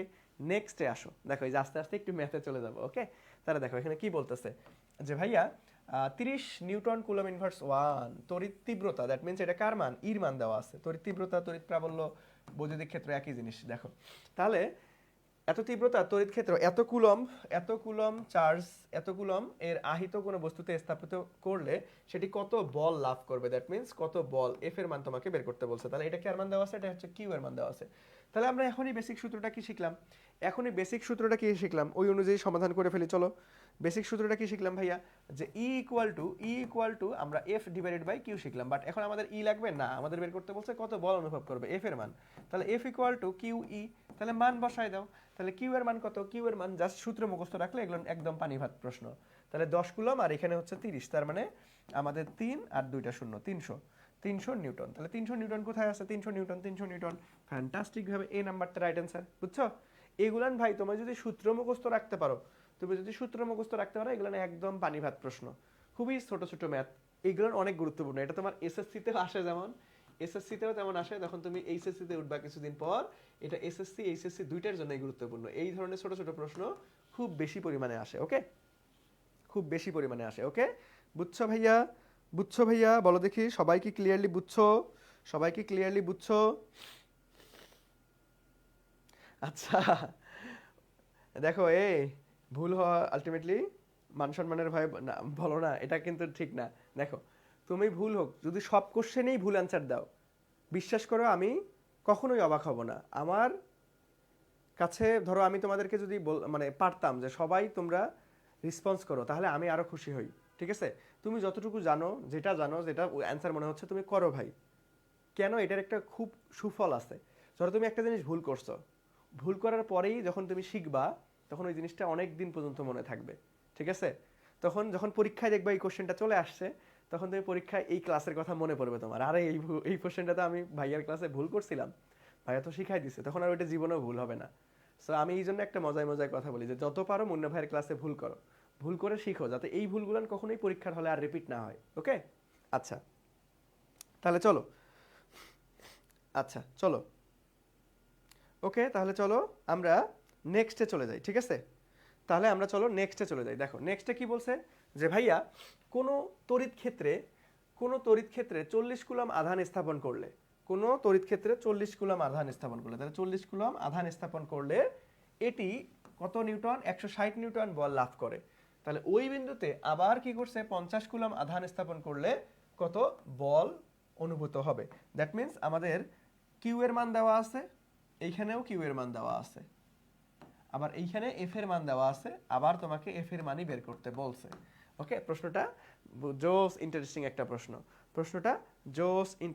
প্রশ্ন। ওকে, তাহলে দেখো সবার আগে আমরা এইখানে যদি লাস্ট মুহূর্তে বল বের করতে চাই, তাহলে আমাদের কি দেওয়া আছে ভাই, চার্জের মান দেওয়া আছে। তাহলে আমরা F equal to Q E জানি। তাহলে আমাদের মিসিং কে, দেখো কিউ আছে তো, এই যে 50 কুলম তো আছেই, তাহলে মিসিং হচ্ছে আমাদের তড়িৎ প্রাবল্য। তাহলে আমাদের প্রাবল্য বের করার সূত্র কি, আমরা একটু আগেই শিখছি যে ভাইয়া প্রাবল্য হচ্ছে এমন একটা বিষয় যে ভাইয়া কোনো একটা তড়িৎ ক্ষেত্রে আমাদের আধান যদি স্থাপন করে, ধরো 1 কুলম আধান স্থাপন করছি, ওই আধানটা যত পরিমাণ বল অনুভূত করবে সেটাই হচ্ছে আমাদের কি, তড়িৎ প্রাবল্য। তাহলে এখন আমরা ই ইকুয়াল টু কি শিখছি ওইখান থেকে, এফ ডিভাইডেড বাই কিউ।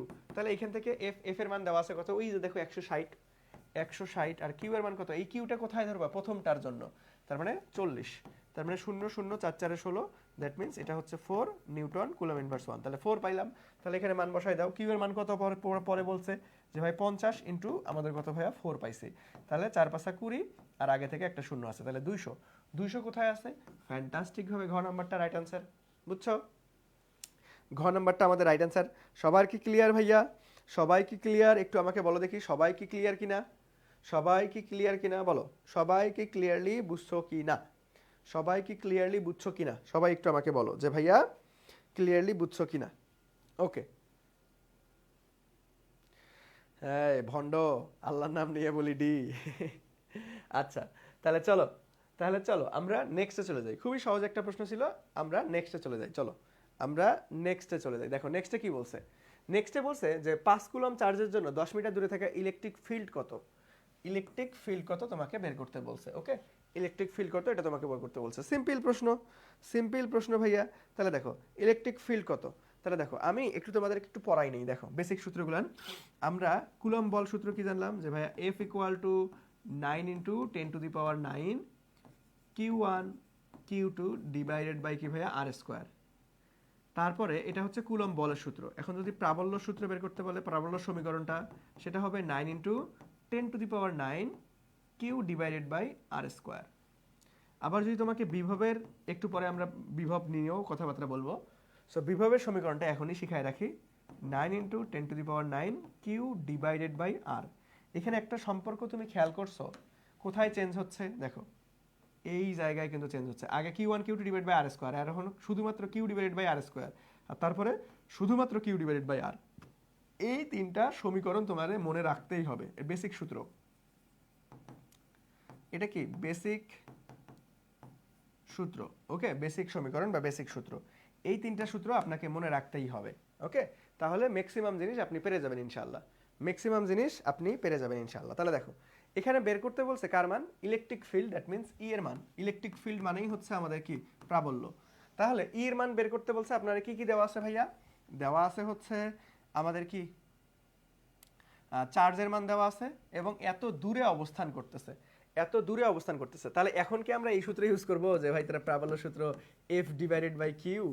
না, দেখো এখানে কি কিউ এর মান দেওয়া থাকলেও এফ এর মান তো নাই প্রশ্নে, এটা তো হবে না। আমাদের দেওয়া আছে দূরত্ব, দ্যাট মিন্স আর। তাহলে এখন আমাকে কোন সূত্র ইউজ করতে হবে, এই যে সমীকরণ ইউজ করতে হবে।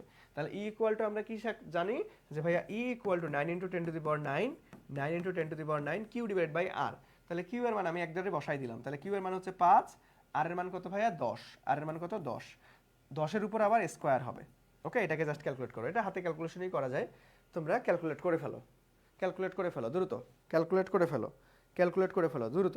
দেখো যে আমাদের অ্যান্সার চলে আসবে ক, অ্যান্সার চলে আসবে ক, যে ভাইয়া 4.5 ইন্টু 10⁸8, 4.5 ইন্টু 10⁸8। তাহলে কখন কোন সূত্র, যে ভাই এইটাও তো প্রাবল্য সূত্র, এটা কেন ইউজ করলেন না, এটা বুঝছেন বলেন, যে ভাই এটাও তো প্রাবল্য সূত্র, এটা কেন ইউজ করলেন না।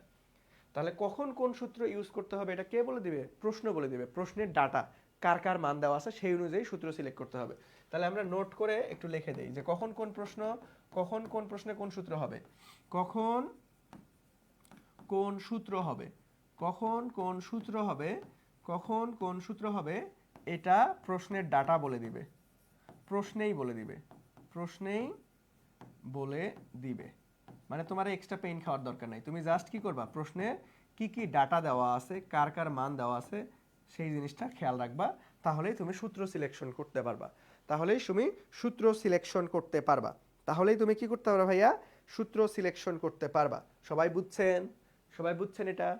অনেকেই এরকমটা অভিযোগ থাকে যে ভাই আমার সূত্র মুখস্থ থাকে কিন্তু কখন কোন প্রশ্নে কোন সূত্র ইউজ করবে এটা বুঝতে পারি না। ঠিক আছে, তাদের জন্যই একটা সলিউশন, তুমি জাস্ট প্রশ্নটা মনোযোগ দিয়ে পড়বা। তোমার প্রশ্ন ঠিকমতো মনোযোগ দিয়ে তুমি পড়ো না, তাড়াহুড়া করো, এই জন্য সিলেকশনে ঝামেলা হয়। তুমি দেখবে কার কার ডাটা দেওয়া আছে, সেই ডাটা অনুযায়ী সূত্র সিলেক্ট করতে হবে। ওকে, আচ্ছা তাহলে চলো আমরা নেক্সটে চলে যাই। তো মোটামুটি সবাই পারছো, ঠিক আছে। ওকে, তাহলে চলো নেক্সটে চলে যাই। দেখো নেক্সটে এই যে তড়িৎ বলরেখা, খুবই সুন্দর একটা কনসেপ্ট। এইখান থেকে তোমার সিকিউ এমসিকিউ দুইটাই আসে বলরেখা থেকে, সিকিউ এমসিকিউ, সিকিউ এমসিকিউ বলরেখা থেকে। এই বলরেখা তোমার মেইন জিনিসটা বুঝতে হবে, বলরেখা, তড়িৎ বলরেখা, তড়িৎ বলরেখা বুঝতে হবে। তাহলে দেখো এটা একটা থিওরি টাইপ প্রশ্ন, দেখি সবাই বুঝতে পারছো কিনা। সবাই একটু আমাকে কমেন্ট সেকশনে অ্যান্সার করার ট্রাই করো দেখি, যে ভাইয়া তড়িৎ বলরেখার ক্ষেত্রে কোনটি সঠিক নয়। দেখো এখানে তোমাকে কি বের করতে বলছে ভাইয়া, সঠিক নয়। তোমরা অ্যান্সার করতে থাকো, আমি একটু পানি খেয়ে নেই। সবাই একটু দ্রুত অ্যান্সার করো, সবাই একটু দ্রুত অ্যান্সার করেন।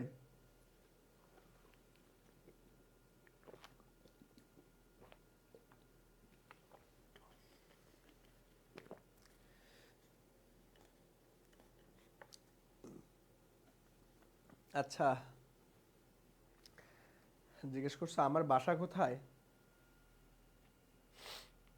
হ্যাঁ, কেন পারো না, আমার বাসা হচ্ছে রংপুরে, ঠিক আছে। তোমরা রংপুর বিভাগের কারা কারা আসো, অনেকেই আসো রংপুরের, আমি জানি রংপুরের পোলাপাইন একটু বেশি সিরিয়াস থাকে। আমি যে কোনো ক্লাসে ঢুকে যদি বলি যায় কে কোন বিভাগের, আমি ম্যাক্সিমামই দেখি উত্তরবঙ্গের পোলাপাইন থাকে। রংপুর, তারপরে হচ্ছে ওইখানে দিনাজপুর, দেন হচ্ছে কুড়িগ্রাম, লালমনিরহাট, এগুলোরই বেশি থাকে। ওকে, আমার বাসা হচ্ছে রংপুরে, পীরগাছা উপজেলায়। ওকে, আমি এখন থাকি ঢাকায়। চলো দেখো, তাহলে এই তো সবাই অ্যান্সার করতেছো যে ভাইয়া কি হবে কি হবে কি হবে, আমাদের অ্যান্সার কি হবে? এই তো মোটামুটি সবাই পারতেছো যে ভাইয়া ডি হবে ডি হবে ডি হবে। দেখো তাহলে ডি কি বলতেছে সেটাই আগে পড়ি আমরা। তোমরা সঠিক উত্তর দিয়েছো যে পজিটিভ চার্জের বেলায় বলরেখা পজিটিভ চার্জের কেন্দ্রভূত হবে, এইটা কখনোই ঠিক না। দেখো আমাদের বের করতে বলছে কোনটা সঠিক নয়, দ্যাট মিন্স ভুল কোনটা। দেখো আমাদের বলরেখার ক্ষেত্রে দুইটা জিনিস মাথায় রাখবা। বলরেখা, বলরেখা কি হবে? পজিটিভ চার্জের বেলায় কিরকম হবে, পজিটিভ চার্জের বেলায় কিরকম হবে, আবার নেগেটিভ চার্জের বেলায় কিরকম হবে। ওকে, পজিটিভ চার্জের বেলায় বাহিরে বের হবে, বাহিরে বের হবে। দিকটা কোন থেকে? যে ভাই ভিতর থেকে বাহিরের দিকে চলে যাবে, ভিতর থেকে বাহিরের দিকে চলে যাবে, ভিতর থেকে বাহিরের দিকে চলে যাবে। ওকে, আর নেগেটিভের বেলায় কি হবে ভাইয়া? ভিতরের দিকে ঢুকতে যাবে, কেন্দ্রভূত হবে, কেন্দ্রভূত হবে, কেন্দ্রভূত হবে। বাট আমাদের এই অপশনটা কি দেওয়া আছে? উল্টা দেওয়া আছে। দেখো পজিটিভ চার্জের বেলায় কেন্দ্রভূত হবে না, এটা নেগেটিভ চার্জের বেলায় কেন্দ্রভূত হবে। পজিটিভ চার্জের বেলায় কেন্দ্রভূত হবে না, ঠিক আছে? পজিটিভ চার্জের বেলায় ছড়িয়ে ছিটিয়ে যাবে, ভিতর থেকে বাইরের দিকে চলে যাবে, ভিতর থেকে বাইরের দিকে চলে যাবে। ওকে, বুঝছো? ভিতর থেকে বাইরের দিকে চলে যাবে, বুঝছো ভাইয়া? আচ্ছা, ওকে। এই তো অনেকেই আসো নীলফামারীর, এই তো আমি জানি উত্তরবঙ্গের পোলাপাইন থাকে। রংপুরের কেউ আসো? রংপুরের কেউ আসো? আমাকে বলো দেখি রংপুরের কারা কারা আসো। আচ্ছা, কে কোথা থেকে একটু ক্লাস করতেছো একটু বলো, তোমাদের সাথে একটু পরিচয় হই। সো ভাইয়া পিডিএফ দিয়ে, হ্যাঁ পিডিএফ তো পেয়ে যাবা। পিডিএফ পাইতে গেলে কি করতে হবে? ক্লাসটা শেয়ার করে পেজে ইনবক্স করিও, সকল ক্লাসের পিডিএফ পেয়ে যাবা ইনশাল্লাহ। ওকে, তাহলে চলো, তাহলে আমরা চলো নেক্সটে চলে যাব। সবাই একটু আমাকে বলিও যে কারা কোথা থেকে ক্লাস করতেছো। এই তো গাইবান্ধা, আরে জোস। আমি জানি উত্তরবঙ্গের পোলাপাইন অনেক বেশি থাকে। ওকে, উত্তরবঙ্গের পোলাপাইন অনেক বেশি থাকে। তাহলে চলো নেক্সটে যাই আমরা। দেখো নেক্সটে কি বলতেছে যে ভাইয়া অসীম দূরত্ব থেকে, অসীম দূরত্ব থেকে তড়িৎ ক্ষেত্রে কোনো বিন্দুতে একটি একক ধনাত্মক আধান আনতে যে কাজ করতে হয়। দেখো এর আগে কি করছিলাম? এর আগে একক ধনাত্মক স্থাপন করলে যে বল অনুভূত হয় সেটাকে আমরা তড়িৎ প্রাবল্য বলছিলাম। এখন বল অনুভূত না, এখন তোমাকে বলছে যে কাজ করতে হয়, যে কাজ করতে হয় তাকে কি বলে? তাকে কি বলে বলো দেখি? এটা ডিরেক্ট সংখ্যা। দেখো দুইটা জিনিস একই জিনিস। তাহলে ধরো এটা হচ্ছে কেন্দ্র, এইটা হচ্ছে আমাদের একটা তড়িৎ ক্ষেত্র, আর এটা একটা কেন্দ্র, এইটা একটা ধরো তড়িৎ ক্ষেত্র। তাহলে আমরা এইখানে যদি আমরা একটা ধনাত্মক চার্জ স্থাপন করি, তাহলে যে পরিমাণ বল অনুভূত হবে সেটাকে আমরা প্রাবল্য বলছি, এফ ডিভাইডেড বাই কিউ। আবার এইখান থেকে আমরা ধনাত্মক একটা চার্জ স্থাপন করলে যে পরিমাণ বল অনুভূত হবে সেটাকে আমরা তড়িৎ প্রাবল্য বলছি। তাহলে এখন যে পরিমাণ কাজ করতে হবে সেটাকে আমরা বিভব বলবো, ডাব্লিউ ডিভাইডেড বাই আমাদের কিউ। ঠিক আছে? অথবা এটাকে এভাবে লেখা যায় ডাব্লিউ ডিভাইডেড বাই কিউ। ওকে, তাহলে যে পরিমাণ বল অনুভূত হয়, বল থাকলে আমাদের কি হবে? আমাদের প্রাবল্য। আর যে পরিমাণ কাজ করতে হয়, কাজ থাকলে হবে আমাদের তড়িৎ বিভব। তাহলে তড়িৎ বিভব কোথায় ভাইয়া? ভি নাম্বারটা রাইট আনসার। বুঝছো? তাহলে এই সূত্র থেকে আমরা কাজ, ওই কাজটা বের করতে পারবো W equal to V Q. So এই সূত্র দিয়ে না ছোট ছোট ম্যাথ আসবে পরীক্ষায়, এই সূত্র দিয়ে ছোট ছোট ম্যাথ আসবে। এটা এমসিকিউতেও আসতে পারে অথবা সিকিউতে গ নাম্বারে এইখান থেকে ছোট ছোট ম্যাথ আসে, এখান থেকে ছোট ছোট ম্যাথ আসে যে ভাইয়া বিভব দেওয়া থাকে, চার্জের মান দেওয়া থাকে, তোমাকে কৃত কাজ বের করতে বলে, তাহলে W equal to V Q. খুব ইজি, খুব ইজি। বুঝতে পারছো? বুঝতে পারছো ভাইয়া? বলো বুঝতে পারছো? বুঝতে পারছো? এই তো মোটামুটি সবাই পারছো। এটা একদম ডিরেক্ট সংজ্ঞা থেকে আসছে। তাহলে সংজ্ঞা এবং সূত্র দুইটাই মনে রাখবা, সংজ্ঞা এবং সূত্র দুইটাই মনে রাখবা। আমি পাশাপাশি দুইটা সূত্রই লিখে দিলাম, পাশাপাশি দুইটা সূত্রই লিখে দিলাম, সংজ্ঞা এবং সূত্র। এই দুইটা মারাত্মক ইম্পর্টেন্ট, একদম 3 স্টার।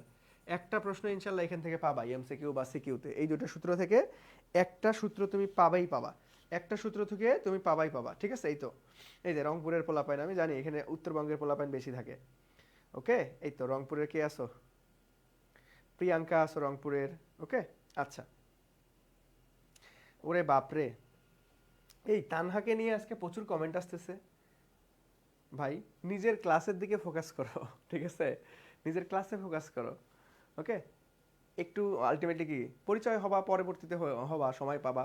অনেক সময় পাবা, ঠিক আছে? ক্লাসের দিকে ফোকাস করো, ওকে? ক্লাসের দিকে ফোকাস করো, ক্লাসের দিকে ফোকাস করো, ওকে? আচ্ছা, দেখো, পরিচিত আমরা ক্লাসের ফাঁকে ফাঁকে হব, এখন সবাই একটু ক্লাসের দিকে ফোকাস করি। দেখো তাহলে পরবর্তীতে দেখো আমাদের কি বলছে যে ভাই নিচের কোনটা ইএমএফ নির্ণয়ের সূত্র, ইএমএফ নির্ণয়ের সূত্র। তাহলে এই ইএমএফ মানে কি, এটার কারণে অনেকে আমরা অ্যান্সারটা করতে পারবো না, বাট এটা যখন আমি বলে দিব তখন দেখবা যে অনেক ইজি, ঠিক আছে? অনেক ইজি হয়ে যাবে। তাহলে ইএমএফ মানেটা কি ভাইয়া? ইএমএফ মানেই হচ্ছে electromotive force, electromotive force, electromotive force, electromotive force, that means তড়িৎ চালক শক্তি, তড়িৎ চালক শক্তি, ঠিক আছে? দেখো এই যে আমাদের ইংরেজি নামগুলান কিন্তু বেশ কাজে লাগতেছে, ইংরেজি নামগুলান কিন্তু বেশ কাজে লাগতেছে, ঠিক আছে? ইংরেজি নামগুলান কিন্তু বেশ কাজে লাগতেছে। তাহলে বলো দেখি এটা কি হবে? ইলেকট্রোমোটিভ ফোর্স, তড়িৎ চালক শক্তি বা তড়িৎ চালক বল, তড়িৎ চালক শক্তি বা তড়িৎ চালক বলের সূত্র কি হবে? তড়িৎ চালক বল, বলো সবাই দ্রুত, সবাই দ্রুত। তাহলে দেখো একটু আগেই আমরা একটা সূত্র শিখছি, একটু আগেই আমরা একটা সূত্র শিখছি যে ভাইয়া আমাদের তাহলে তড়িৎচালক বলের কি সূত্র হবে? দেখো আমরা E ইকুয়াল টু এটাও লিখতে পারবো, W ডিভাইডেড বাই কিউ লিখতে পারবো, ঠিক আছে? তাহলে W ডিভাইডেড বাই কি হবে কোথায়? দেখো W ডিভাইডেড বাই কিউ কোথায়? আমাদের খ নাম্বারটা, ঠিক আছে? এটা ডিরেক্ট সূত্র, মনে রাখবা একটু। নেক্সটে আসো, দেখো এই যে এই প্রশ্নটা বেশ ইন্টারেস্টিং একটা প্রশ্ন, এই প্রশ্নটা বেশ ইন্টারেস্টিং একটা প্রশ্ন, সবাই আমরা একটু খেয়াল করি। দেখো এটা কোনো ম্যাথই সমাধান করা লাগবে না, তুমি কনসেপ্টটা যদি জানা থাকে খুব ইজিলি উত্তর করতে পারবা।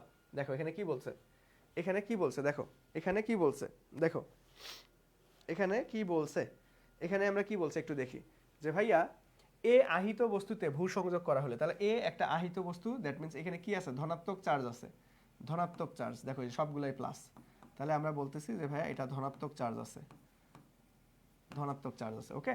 তাহলে এ আহিত বস্তু ভূ সংযোগ, তার মানে এই আহিত বস্তুটাকে কি করছে?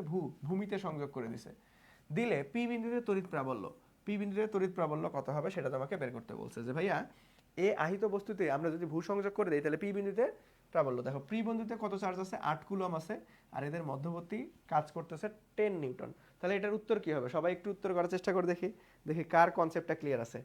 এইটা তোমার কনসেপ্ট ক্লিয়ার থাকলে তুমি ম্যাথ না করে ডিরেক্ট মুখস্থ অ্যান্সার বসাই দিতে পারবা। এই তো অনেকেই পারতেছো যে ভাইয়া কি হবে, অনেকেই পারতেছো যে ভাইয়া 15 কি হবে? এ হবে, হ্যাঁ সাবাস, যারা এ দিয়েছো ধন্যবাদ। দেখো এটা ব্যাপারটা কিরকম হবে, দেখো এইটা যখন আমরা গ্রাউন্ড করে দিব সবগুলাই প্লাসে আছে না, প্লাস চার্জে আহিত একটা বস্তু, যখন আমরা গ্রাউন্ড দ্যাট মিন্স মাটিতে আনবো, তাহলে মাটি থেকে এইখানে কি আমাদের নেগেটিভ চার্জ স্থানান্তর হবে, মাটি থেকে কি হবে? নেগেটিভ চার্জ স্থানান্তর হবে, দ্যাট মিন্স ইলেকট্রন এইখানে ঢুকবে, ইলেকট্রন এইখানে ঢুকে যাবে, তাহলে ঢোকার পরে এখানে কি থাকবে? এখানে নিউট্রাল হয়ে যাবে, এখানে পজিটিভ আর নেগেটিভ, পজিটিভ আর নেগেটিভ, পজিটিভ আর নেগেটিভ দুইটা একসাথে নিউট্রাল পজিশন হয়ে যাবে, তাহলে চার্জ থাকবে না, নিউট্রাল পজিশন হয়ে যাবে, চার্জ থাকবে না, চার্জ থাকবে না, থাকবে না, তখন নিউট্রাল পজিশন হয়ে যাবে, মাটিতে সংযোগ করার পরে নিউট্রাল পজিশন হয়ে যাবে। তাহলে চার্জই যদি না থাকে তাহলে পি বিন্দুতে প্রাবল্য, তড়িৎ প্রাবল্য কত হবে? তাহলে প্রাবল্য, তড়িৎ প্রাবল্য সূত্র কি জানি আমরা যে ভাই E equal to F divided by Q, F divide by Q, তাহলে এফ কিউ এর মান তো আছে 8 কুলম, বাট এফ এর মান, তাহলে এফ ইকুয়াল টু আবার কি লেখা যায়? এফ ইকুয়াল টু লেখা যায় 9 × 10⁻⁹ Q1 Q2, দেখো Q1, Q1 এর মান ধরো ওইটা Q1 কে 8 কুলম ধরলেও এই Q2 টা কত?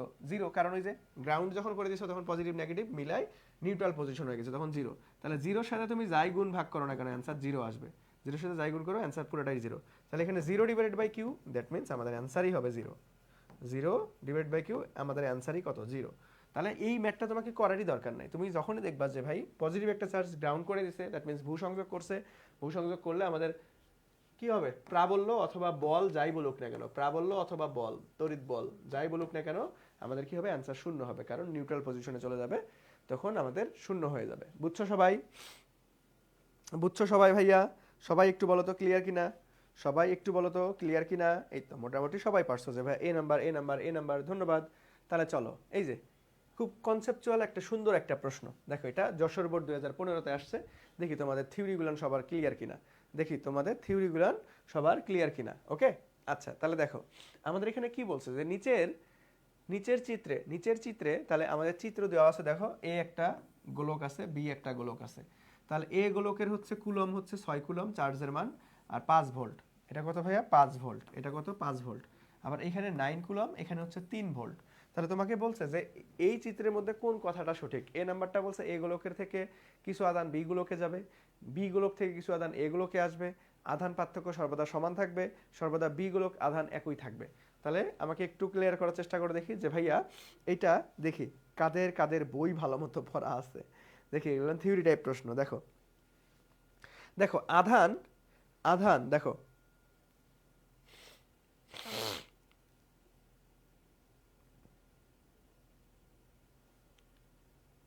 দেখো আধান কোন গোলক থেকে কোন গোলকে যাবে এটা চার্জের উপর ডিপেন্ড করে না। দেখো এটা চার্জের উপর ডিপেন্ড করবে না,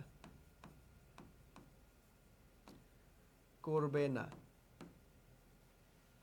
আধান দ্যাট মিন্স আমাদের আধান কোন গোলক থেকে কোন গোলকে যাবে, যে ভাই এই যে কম আধান থেকে বেশি আধানে যাবে অথবা বেশি আধান থেকে কম আধানে যাবে, এটার উপর ডিপেন্ডই করে না। তার মানে এটার কাজ নাই এইখানে, এটার কাজ নাই যে চার্জ আলটিমেটলি কোন জায়গা থেকে কোন জায়গায় যাবে, এটা চার্জের উপর ডিপেন্ড করে না। চার্জের আধান বা চার্জের উপর এটা ডিপেন্ড করবে না। তাহলে কিসের উপর ডিপেন্ড করবে? ডিপেন্ড করবে হচ্ছে বিভবের উপরে, বিভবের উপরে, বিভবের উপরে ডিপেন্ড করবে। কার উপরে ডিপেন্ড করবে ভাইয়া? বিভবের উপরে ডিপেন্ড করবে। তাহলে বিভবের উপরে ডিপেন্ড করবে মানে কি, যে ভাইয়া আমাদের বেশি আধান থেকে কম আধানে যাবে নাকি কম আধান থেকে বেশি আধানে যাবে? বলো দেখি এ আর বি এর মধ্যে কোনটা ঠিক হবে। দেখি এ আর বি এর মধ্যে কোনটা ঠিক হবে, বলো এ আর বি এর মধ্যে কোনটা ঠিক হবে। দেখো মনে রাখবা অলওয়েজ, অলওয়েজ বড় থেকে ছোটর দিকে যাবে, বিভব বেশি বিভব থেকে কম বিভবের দিকে যাবে। তাহলে বেশি বিভব থেকে কম বিভবের দিকে যাবে, কম বিভব। এটা মারাত্মক একটা কনসেপ্ট, মারাত্মক ইম্পর্টেন্ট, তোমাদের বেলায় রিপিট আসতে পারে। ওকে, তাহলে বেশি বিভব কোথায়? 5, 5 থেকে 3-এ যাবে, দ্যাট মিন্স এ থেকে বি এর দিকে যাবে। তাহলে এ গোলক থেকে কিছু আধান বি গোলকের দিকে যাবে। এই নাম্বারটা রাইট আনসার, এই নাম্বারটা রাইট আনসার। ওকে, আমাদের কি হবে ভাইয়া? এ নাম্বারটা রাইট আনসার হচ্ছে। সবাই বুঝছো? আমাদের কি হবে ভাইয়া? এ নাম্বারটা রাইট আনসার হবে। ওকে, বুঝছো? বুঝছো ভাইয়া? বুঝছো? তাহলে চলো আমরা নেক্সটে চলে যাব, নেক্সটে চলে যাব। দেখো নেক্সটে কি বলছে যে বিভব। আমি কিন্তু অলরেডি তোমাকে একসাথে 3টা সমীকরণ বা 3টা সূত্র বলে দিছি। তড়িৎ বল, তড়িৎ প্রাবল্য, তড়িৎ বিভব সবকিছুই আমি কিন্তু দেখাই দিছি। দেখো এখানে কি কি দেওয়া আছে, যে ভাইয়া +10 কুলম, +10 কুলম চার্জ এবং 100 মিটার দূরত্বে, 100 মিটার দূরত্বে কোনো বিন্দুতে বিভব কত হবে। তাহলে বিভবের বেলায় সূত্রটা কি ভাই? বিভবের বেলায় দেখো, বিভবের বেলায় ভুল করা যাবে না। বিভবের বেলায় সূত্রটা কি, যে ভাই 9 × 10⁹ কিউ ডিভাইডেড বাই আর, এখানে কোনো স্কোয়ার হবে না আর Q1 Q2 হবে না। তাহলে মান বসাই দাও, ক্যালকুলেট করো, অ্যান্সার চলে আসবে 9Q। কিউ এর মান কত? 10 ডিভাইড বাই আর এর মান কত ভাইয়া? 100, দ্যাট মিন্স 100। তাহলে 0 0 কাটো, এটা উপরে দিলে 10⁻1, দ্যাট মিন্স 9 × 10⁸। 9 × 10⁸ কোথায়? 9 × 10⁸, এই তো ঘ নাম্বারটা রাইট আনসার। এটা ক্যালকুলেটর লাগে না, এমনি হাতে হাতেই করা যায়। ক্যালকুলেটর লাগে না, এটা হাতে হাতেই করা যায়। তাহলে আমাদের ডি নাম্বারটা রাইট আনসার। এই তো ডি নাম্বারটা রাইট আনসার। সবার আগে অ্যান্সার করছো কে? মোটামুটি এই যে সবাই পারতেছো যে ভাইয়া আমাদের ডি নাম্বার হবে, D number, D number, D number. Okay, এই তো মিতালি দেন তানহা উত্তর ঠিক করেছো, ধন্যবাদ। ওকে, আচ্ছা তাহলে চলো আমরা নেক্সটে চলে যাব। জাস্ট এখানে সূত্র আমি আবারও বলতেছি, 3টা সূত্র মাথায় রাখতে হবে। বল 9 × 10⁹ Q1 Q2 divided by R square. প্রাবল্য সূত্র কি ভাইয়া? 9 × 10⁹ Q divided by R square. বিভবের সূত্র কি ভাইয়া? 9 × 10⁹ কিউ ডিভাইডেড বাই আর।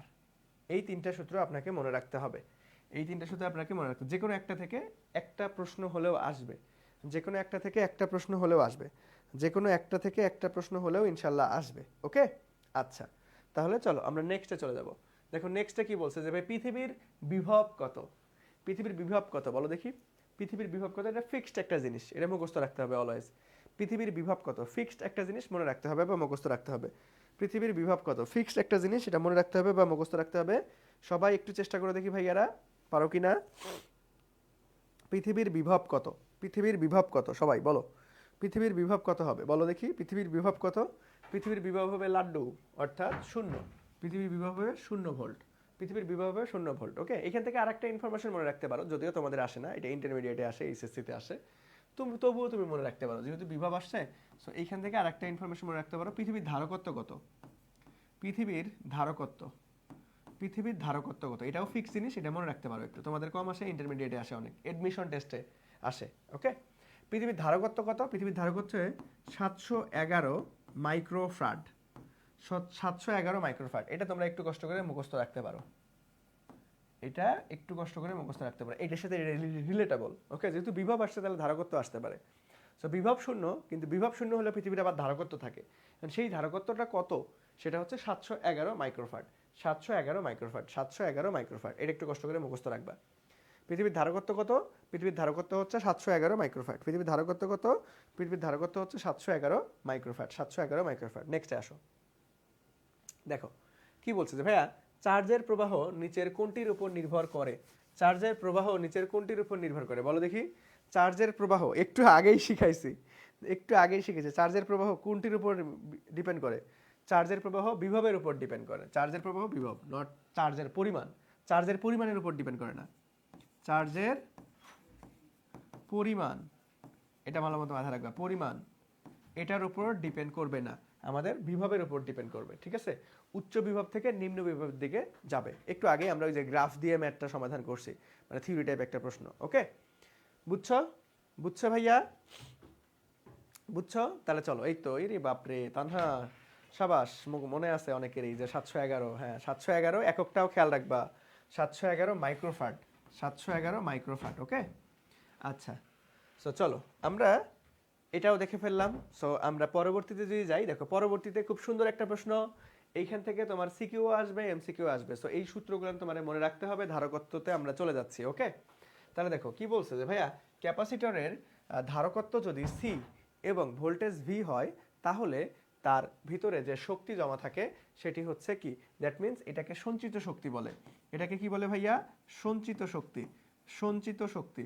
তাহলে সঞ্চিত শক্তির বেসিক সূত্র, সঞ্চিত শক্তিকে ইউ দ্বারাও প্রকাশ করা হয় অথবা ডাব্লিউ দ্বারাও প্রকাশ করা হয়, যে কোনো একটা দ্বারা প্রকাশ করলেই হয়।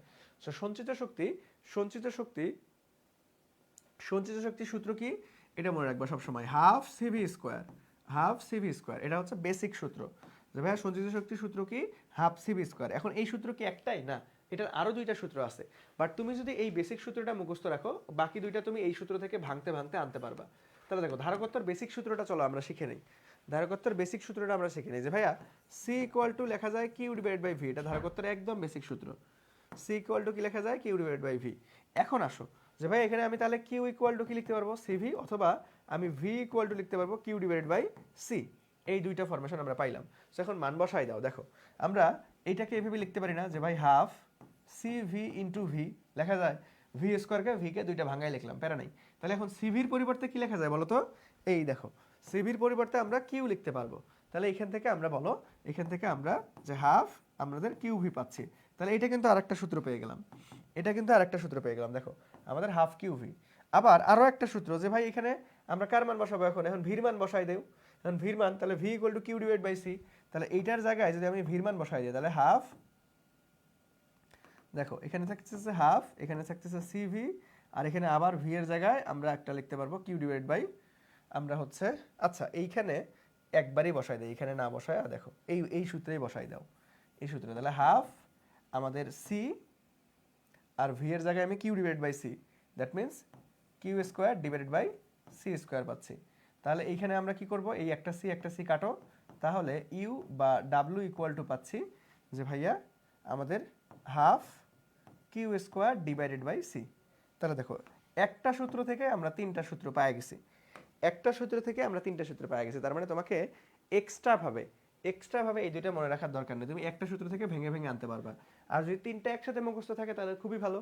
এখন কখন কোন সূত্র ইউজ হবে? যদি দেখো যে ভাই ধারকত্ব দেওয়া আছে, বিভব দেওয়া আছে, তাহলে আমাদের হাফ সিভি স্কোয়ার। আবার যদি দেখো বিভব দেওয়া আছে এবং আধান দেওয়া আছে, তাহলে হাফ কিউ ভি। আবার যদি দেখো আধান এবং ধারকত্ব দেওয়া আছে, তাহলে half Q square divide by C. সবাই বুঝছো? তাহলে অ্যান্সার কি হবে? দেখো এখানে বেসিক সূত্রটা আছে হাফ সিভি স্কোয়ার, তাহলে সি স্কোয়ার ভি স্কোয়ার হবে না, সিভি স্কোয়ার, দ্যাট মিন্স গ নাম্বারটা। ঠিক আছে? আর এখানে দেখো ভিসি স্কোয়ার উল্টা আছে, এখানে শুধু সিভি হবে না, তাহলে গ নাম্বারটা রাইট আনসার। এবং এই প্রশ্নটা আমি আরও কিভাবে আসতে পারে বেসিক সূত্রগুলো একবারই তোমাদেরকে খুব সুন্দরভাবে দেখাই দিছি। সবাই একটু বলো যে ভাইয়া ক্লিয়ার কি না, সবাই একটু বলো যে ভাইয়া ক্লিয়ারলি বুঝলা কি না, সবাই একটু বলো যে ভাইয়া ক্লিয়ারলি বুঝলা কি না,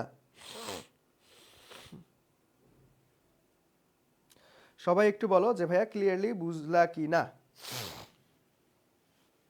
বুঝছো বুঝছো বুঝছো বুঝছো? দেখো এই সূত্র, একটা সূত্র থেকে কিভাবে তুমি ভেঙে ভেঙে বাকি সূত্রগুলো আনতে পারবা। সবাই কি ক্লিয়ারলি বুঝছো ভাইয়া? আমাকে একটু বলো তো, সবাই কি ক্লিয়ারলি বুঝছো? এই প্রশ্নটা মারাত্মক গুরুত্বপূর্ণ, কারণ এই সূত্রগুলো আমাদের সিকিউতে কাজে লাগবে, সিকিউতে লাগবে। ধারকত্ব কনসেপ্টটা থেকে সিকিউ আসে, ওকে? ধারকত্ব থেকে সিকিউ আসে। ভাই 2 নাম্বারটা লাইনটা বুঝি নাই, 2 নাম্বার কোনটা? এই যে এটা, এগুলা দেখো কিচ্ছু করি নাই। যে ধারকত্বের বেসিক সূত্র C equal to Q V, Q divide by V, তাহলে এখানে আর গুণ করে দাও, কিউ ইকুয়াল টু সিভি লেখা যাবে অথবা V equal to Q divide by C লেখা যাবে। তাহলে আমাদের বেসিক সূত্র কি? যে ভাই হাফ সিভি স্কোয়ার। তাহলে এখানে কি করছি, সি কে সি রাখছি, এই ভি স্কোয়ারের জায়গায় ভি এর মান বসাই দিছি, ভি এর মান বসাই দিছি। তাহলে ভি এর মান কত? ওই যে দেখো V equal to Q divide by C লেখা যায়। তাহলে আমরা কিউ ডিভাইড বাই সি, তাহলে যেহেতু স্কোয়ার আছে তাহলে কিউ স্কোয়ার সি স্কোয়ার হবে। তাহলে এইখানে উপরে একটা সি আছে, এই যে এখানে দুইটা সি আছে, তাহলে দুইটা থেকে একটা কাটা দিলাম, তাহলে শুধুমাত্র থাকলো Q square divide by C. Okay, just মান বসাই দিছি। ওকে, জাস্ট মান বসাই দিছি। তাহলে চলো নেক্সটে আসো। দেখো কি বলছে, এই যে সূত্র যদি তোমার জানা থাকে এই ধরনের প্রশ্ন তোমার কাছে পানি ভাত। দেখো এটা একদম গরম গরম প্রশ্ন, ঢাকা বোর্ড 25-এ আসা প্রশ্ন। সো সূত্র যদি মনে থাকে তাহলে এই ধরনের প্রশ্ন তোমার কাছে ভাই পানি ভাত, এই ধরনের প্রশ্ন জাস্ট পানি ভাত তোমার কাছে। দেখো কি বলছে, একক কনভার্সন ফিজিক্সের খুবই গুরুত্বপূর্ণ একটা বিষয়। দেখো এখানে বলছে যে একটা 75 মাইক্রোফ্রাড এর ক্যাপাসিটর, তার মানে এখানে আমাদের ফ্রাড এ নিয়ে যেতে হবে এসআই ফরম্যাট, কারণ সবগুলাই দেখো কুলম্বে আছে, চার্জের এসআই ফরম্যাটে আছে।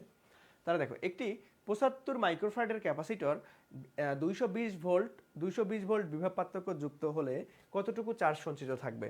তাহলে আমরা চার্জের বেশ কয়েকটা সূত্র পাইছি, তাহলে কোন সূত্র ফেলাবো? দেখো কার কার মান দেওয়া আছে, এটা হচ্ছে এত ক্যাপাসিটর, দ্যাট মিন সির মান দেওয়া আছে, এটা হচ্ছে ভি এর মান দেওয়া আছে। তাহলে তুমি এখন হাফ সিভি স্কোয়ার বসাইলেই হয়ে যাচ্ছে, হাফ সিভি স্কোয়ার বসাইলেই হয়ে যাচ্ছে। এত বিভব, বিভবে আমি কি লিখলাম কেন, এটা তো ভি, এটা হচ্ছে বিভব, ভির মান দেওয়া আছে, তার মানে হাফ সিভি স্কোয়ার বসাইলেই হয়ে যাচ্ছে। তাহলে চলো হাফ সিভি স্কোয়ার দিয়ে করে ফেলি। তাহলে কোন সূত্র বসাবো এটা কে বলে দিবে? এটা প্রশ্নের ডাটাই বলে দিবে যে ভাই তোমাকে কোন সূত্র ইউজ করতে হবে, তোমাকে কোন সূত্র ইউজ করতে হবে। ওকে, বুঝছো বুঝছো বুঝছো বুঝছো? আচ্ছা, আলামিন বলছো ভাই এমসিকিউ ফাস্ট করান, বেশি স্লো হয়ে যাচ্ছে। বাপরে, তুই ক্লাসে থাক, কিছুক্ষণ পর দেখবি যে আমি এত স্লো করে পড়াচ্ছি, প্রত্যেকটা জিনিস ভেঙে ভেঙে দিচ্ছি, তারপরেও কমেন্ট আসে যে ভাই এটা বুঝি নাই, আবার বুঝান। ঠিক আছে, আমি যখন ক্লাস নেই, ক্লাসে দেখো নর্মালি 3 ক্যাটাগরির স্টুডেন্ট হয়। একটা হচ্ছে একদম টপ ক্লাস স্টুডেন্ট, আর একটা হচ্ছে মিড রেঞ্জ স্টুডেন্ট, আর একটা হচ্ছে একদম বেসিক দুর্বল। 3 ক্যাটাগরির স্টুডেন্ট হয়। একটা টিচার যখন অনলাইনে ক্লাস নিবে বা অফলাইন হোক, যে কোনো জায়গায় হোক, একটা টিচারের উদ্দেশ্য থাকে আমার ক্লাসে যাতে টপ ক্লাস স্টুডেন্টটাও 100% বুঝে, আমার ক্লাসে যাতে মিড রেঞ্জের স্টুডেন্টটাও 100% বুঝে, আমার কাছে যারা আগে বেশি ভালো মতো পড়ে নাই, যাদের একদম বেশি খারাপ, সেও যাতে ভালো মতো পড়ে।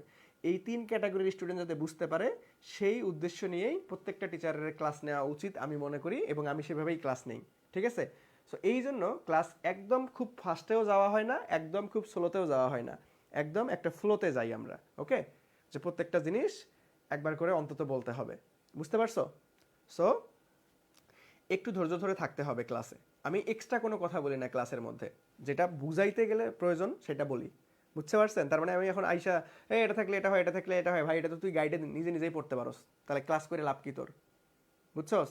যদি আমি বলি যে ভাই আলটিমেটলি এটা থাকলে এটা, এটা থাকলে এটা, এটা থাকলে এটা, শেষ, তাহলে তো ভাই এই কাজটা গাইডেই দেওয়া আছে, তাহলে আমার দরকার কি?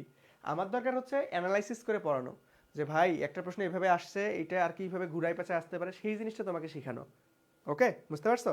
আর আমার উদ্দেশ্যটা কি থাকে, যে আমার ক্লাসে যদি 100টা স্টুডেন্ট থাকে, ওই 100টা স্টুডেন্ট এক রোল যার সে যেরকম বুঝবে, ওই 100 রোল যার সে যাতে ঠিক একইভাবে বুঝে। বুঝতে পারছো? সো এই জন্য আমরা একদম ফাস্টও যাই না, একদম স্লোও যাই না, একদম একটা মিড রেঞ্জে ফলোতে আমরা যাই। ওকে, আচ্ছা, তাহলে চলো, তাহলে চলো দেখো এইখানে ফার্স্ট ক্লাস স্টুডেন্টকে, সেকেন্ড ক্লাস স্টুডেন্টকে, থার্ড ক্লাস স্টুডেন্টকে, এগুলো দেখার বিষয় না, এগুলো দেখার বিষয় না। আমার উদ্দেশ্য হচ্ছে যাতে সবাই 100% অ্যাকুরেসিতে বুঝে এবং দিন শেষে একটা ভালো রেজাল্ট আসে। ওকে, আচ্ছা, চলো দেখো, তুমি ভাই দেখো, বাই বন্ড কেউ ভালো স্টুডেন্ট, বাই বন্ড কেউ খারাপ স্টুডেন্ট এরকম থাকে না। স্টুডেন্ট ভালো খারাপ নির্ভরই করে কে কতটা পরিশ্রমী। তুমি আগে খারাপ স্টুডেন্ট ছিলে, ঠিক আছে, প্যারা নাই। তুমি সারা জীবন খারাপ স্টুডেন্ট থাকবে এটা তো কেউ বলে নাই, বা এটা আলটিমেটলি হয় না।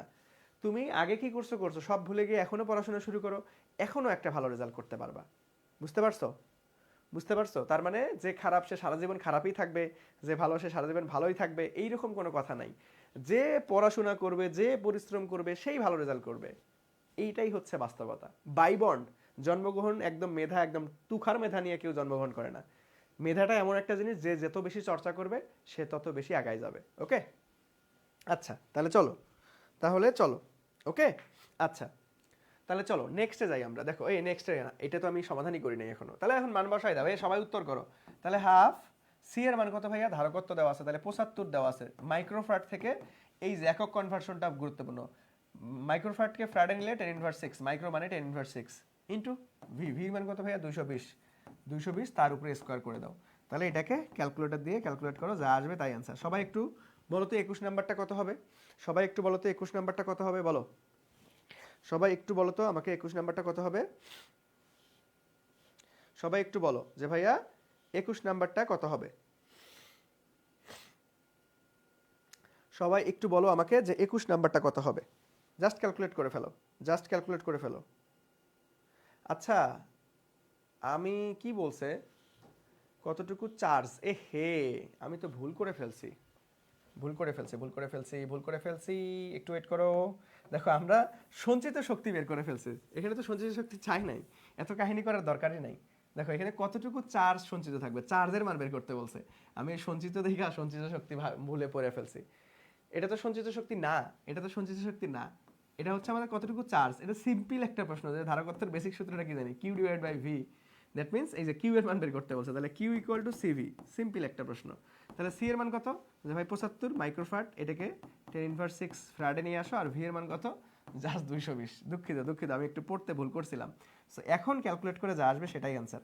বলো এখন ক্যালকুলেট করো, এখন ক্যালকুলেট করো। আমি একটু পড়তে ভুল করে ফেলছিলাম, এখন ক্যালকুলেট করে যা আসবে সেটাই হচ্ছে আমাদের কাঙ্ক্ষিত অ্যান্সার। আমি একটু পড়তে ভুল করে ফেলছিলাম। ওকে, এখন ক্যালকুলেট করে যা আসবে সেটাই হচ্ছে আমাদের ফ্যান্টাস্টিকভাবে রাইট অ্যান্সার। ওকে, তাহলে দেখো এটাকে অ্যান্সার করো, দেখবা যে এই যে 1 point something into 10^2, that means গ নাম্বারটা রাইট অ্যান্সার হবে। ওকে, গ নাম্বারটা রাইট অ্যান্সার হবে। বুঝছো? সো আমরা একটু পড়তে ভুল করছিলাম, এটা সঞ্চিত শক্তি চাই না, সঞ্চিত চার্জ বলছে, যে কতটুকু চার্জ সঞ্চিত অবস্থায় থাকবে। ওকে, বুঝছো ভাইয়া? বুঝছো? এই তো সি নাম্বার, ধন্যবাদ। তাহলে চলো, ওকে তাহলে চলো, তাহলে চলো এই কমেন্ট সেকশনের মধ্যে আপনারা তৃতীয় বিশ্বযুদ্ধ বন্ধ করেন। ঠিক আছে, কমেন্ট সেকশনের মধ্যে তৃতীয় বিশ্বযুদ্ধ চালানো যাবে না। ওকে, তৃতীয় বিশ্বযুদ্ধ চালানো যাবে না। ওকে, আপনারা ক্লাসে একটু ফোকাস করেন। ওকে, আচ্ছা চলো নেক্সটে যাই আমরা। নেক্সটে দেখো আমরা মোটামুটি এমসিকিউ পার্টটা আলহামদুলিল্লাহ একদম প্রিসাইজ ওয়েতে খুব সুন্দরভাবে স্থিরতরিতের পুরো অধ্যায়টা আমরা যেটা গুরুত্বপূর্ণ টপিকগুলো সবগুলো টাচ করছি। সো এখন আমরা সিকিউ পার্টে চলে যাব। সিকিউ পার্টে চলে যাব। ওকে ভাইয়া, এখন আমরা কি করব? সিকিউ পার্টে চলে যাব। ঠিক আছে, সো এমসিকিউ পার্ট আমাদের আলহামদুলিল্লাহ ডান। যা যা পড়াইছি ইনশাল্লাহ এর মধ্যে থেকে প্রশ্ন আসবে। ওকে, আচ্ছা তাহলে সিকিউ পার্টে চলে যাই। আমরা রিসেন্ট বছরের প্রশ্নগুলো নিয়ে অ্যানালাইসিস করবো যে কী ধরনের প্রশ্ন এখান থেকে হয়। এখান থেকে কয়েকটা টাইপ আছে। তোমার ঘ নাম্বারে 100% শিওর থাকো যে বল কোথায় শূন্য হয়, অথবা আলটিমেটলি প্রাবল্য বা বলের একটা কনসেপ্ট 4 নাম্বারে ঘ নাম্বারে তুমি পাবাই 100%। সো আমি ওই দুই ক্যাটাগরির প্রশ্নই দেখাই দিব তোমাকে। ওকে, দুই ক্যাটাগরির প্রশ্নই দেখাই দিব। তাহলে চলো ওই সবগুলো প্রশ্নই আমি স্লাইডের মধ্যে রাখছি। সো সর্বপ্রথম আমরা ঢাকা বোর্ড 2025-এর প্রশ্নটা অ্যানালাইসিস করব। দেখো এখানে কি বলছে, যে ভাইয়া এখানে হচ্ছে আমাদের 50 কুলম চার্জ, পজিটিভ 50 কুলম, এবং আমাদের হচ্ছে এ বস্তুটা দেওয়া আছে, মধ্যবর্তী ডিস্টেন্স দেওয়া আছে হচ্ছে 100 সেন্টিমিটার, আবার এখানে প্লাস 25 কুলম চার্জ দেওয়া আছে বির ক্ষেত্রে। ওকে, আচ্ছা তাহলে তোমাকে গ নাম্বার প্রশ্নটা বের করতে বলছে কি, যে উদ্দীপকে চার্জ দুটির মধ্যে ক্রিয়ারত বলের মান কত। উদ্দীপকের চার্জ দুটির মধ্যে দেখো সি পয়েন্টের কিন্তু এখন কোনো কাজ নাই গ নাম্বারে, এই সি পয়েন্টের কোনো কাজ নাই গ নাম্বারে। কি ভাইয়া? সি পয়েন্টের কোনো কাজ নাই। তোমাকে বলছে যে এই দুইটার মধ্যে জাস্ট কি বলের মান কত হবে। তাহলে দুইটাই যেহেতু আমাদের আধান দেওয়া আছে, তাহলে আধানের মধ্যবর্তী বল মান কি কুলম বল বের করতে হবে। তাহলে কুলম বল, ঠিক আছে, কুলম বল ঠিক আছে, কুলম্ব বল। তাহলে চলো করে ফেলি, ঠিক আছে, তাহলে চলো করে ফেলি। কিরে ভাই রে ভাই, তোমরা তো আজকে কি তানহারে কি সেলিব্রিটি বানাই দিবা নাকি? তানহারকে নিয়ে এত কিউরিসিটি কেন মানুষের? আরে হ্যাঁ, তানহাকে নিয়ে এত কিউরিসিটি কেন? সবাই একবার জিজ্ঞেস করতেছে বাসা কোথায়, ক্লাস রোল কোথায়, কোন স্কুল। তোমরা এই তানহাকে নিয়ে সবাই পড়ে গেলা কেন ক্লাসের মধ্যে? আমি তো কিছু বুঝতেছি না। হ্যাঁ, এই তোমরা ফ্রেন্ড তো যেখানে সেখানে তোমরা মানে আলটিমেটলি হচ্ছে কি পরবর্তীতে এগুলো ডিসকাস করতে পারো, ঠিক আছে। তোমরা ধরো মেসেজিং করে বা আলটিমেটলি হচ্ছে যখন তখন হচ্ছে এগুলো হচ্ছে বলে নিতে পারো, বাট ক্লাসের দিকে ক্লাসে ফোকাস দাও, ঠিক আছে। তোমরা এই যে মানে মেয়েটা আলটিমেটলি ক্লাসে একটু ভালো রেসপন্স করে, সবার নজর পড়ে গেছে যে আল্লাহ এত ভালো পাচ্ছে, এত কিউরিয়াসিটি। ভাই দেখছো, আলটিমেটলি তুমিও যত আলটিমেটলি একটু ভালো মতো পড়াশোনা করো, দেখো তোমাকে নিয়েও কিউরিয়াসিটি মানুষের জন্মাবে। তানহারে নিয়ে আমি মনে করো লিটারেলি কি বলবো, মানে সবাই আলটিমেটলি উঠে পড়ে লাগছে যে আচ্ছা এত পাচ্ছে কেন সে, এত কমেন্ট করতেছে কেন, সবগুলোই আবার সঠিক উত্তর হচ্ছে, ঠিক আছে। আচ্ছা দেখো, চলো আমরা ক্লাসে ফোকাস করো, সবাই একটু ক্লাসে ফোকাস করো, ঠিক আছে। আমরা আলটিমেটলি তোমাদের জন্য একটা পরিচয় পর্বের ব্যবস্থা করব, ঠিক আছে। ক্লাস শেষে আমরা সবার সাথে পরিচয় হব, যে কার বাসা কোথায়, কার ক্লাসে রোল কত। তুলনামূলক আমার রোল যদিও একটু খারাপ, আমি যখন স্কুল পার করছি আমার রোল মোটামুটি, আমি মিড রেঞ্জের স্টুডেন্ট ছিলাম, ওকে, তোমাদের মতো এত ট্যালেন্টেড ছিলাম না। সো দেখো, আমরা ক্লাস শেষে সবার সাথে পরিচয় হব, এখন ক্লাসে ফোকাস দাও, ওকে।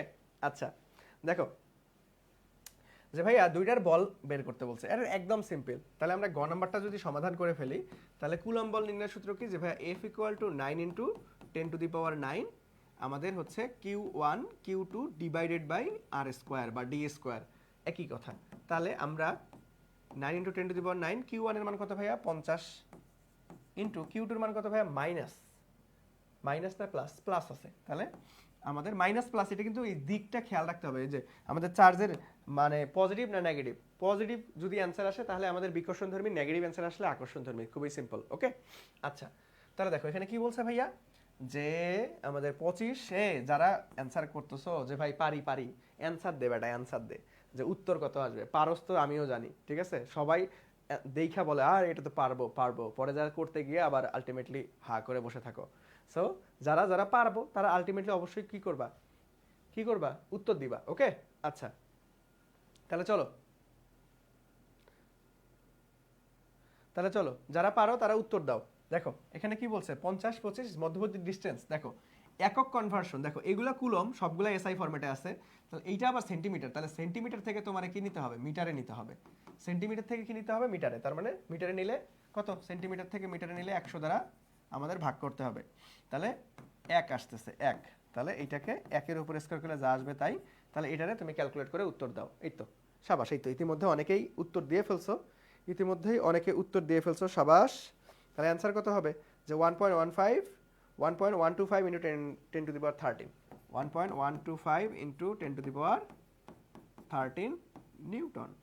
এটাই হচ্ছে আমাদের অ্যান্সার। দেখছো অনেক সহজ, জাস্ট সূত্র বসাই দিবা, জাস্ট সূত্র বসাই দিবা, ওকে, জাস্ট সূত্র বসাই দিবা। আচ্ছা কেউ কেউ বলতেছে পারেন না, পারেন না, সমস্যা নাই, আপনাদের জন্যই তো ক্লাস, এই যে আমি খুব সুন্দর মতো বুঝাই দিচ্ছি, মনোযোগ দেন, ওকে। সো আমাদের গ নাম্বারটা মোটামুটি একদম এমসিকিউ একটা প্রশ্ন ছিল। এই তোমরা এসএসসি লাইফে তোমরা দেখবে যে গ নাম্বার ম্যাক্সিমাম প্রশ্ন এমসিকিউ এর মতো থাকবে, কিন্তু এমসিকিউতে সবকিছু অপশন থাকে, তোমার সিকিউতে জাস্ট অপশন থাকবে না, এতটুকুই পার্থক্য। গ নাম্বারে ম্যাক্সিমাম জিনিস দেখবে যে এমসিকিউ প্রশ্নের মতো, কিন্তু অপশন নাই, তাহলে অপশন ছাড়া তোমাকে সমাধান করতে হবে, ওকে। তাহলে চলো ঘ নাম্বারে চলে যাই। গ নাম্বারে তো মোটামুটি ছোট ছোট প্রশ্ন থাকে, সহজ প্রশ্নই থাকে, ওকে। এই যে ঘ নাম্বারের প্রশ্ন আসো, ঘ নাম্বারটা বেশ গুরুত্বপূর্ণ। সো ঘ নাম্বারটা আমরা একটু দেখি, যে ভাইয়া উল্লেখিত চার্জদ্বয়ের মধ্যে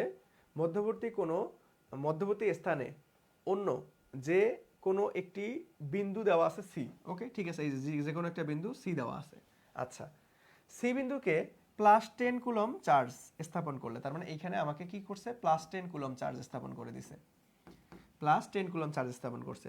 চার্জ স্থাপন করলে তা কোনো বল অনুভব করে না। এখানে যখন আমরা স্থাপন করি বলেই দিছে যে ভাই এটা কোনো বল অনুভব করবে না, এটা কোনো বল অনুভব করবে না, এটা কোনো বল অনুভব করবে না, ওকে। আচ্ছা তাহলে সি বিন্দুটির অবস্থান এ বি এর মধ্যবিন্দু হবে কিনা। তাহলে এই যে সি বিন্দুটির অবস্থান মধ্যবিন্দু, তাহলে এটার ইন টোটাল দূরত্ব কত ভাই, ইন টোটাল দূরত্ব হচ্ছে 100 সেন্টিমিটার বা 1 মিটার।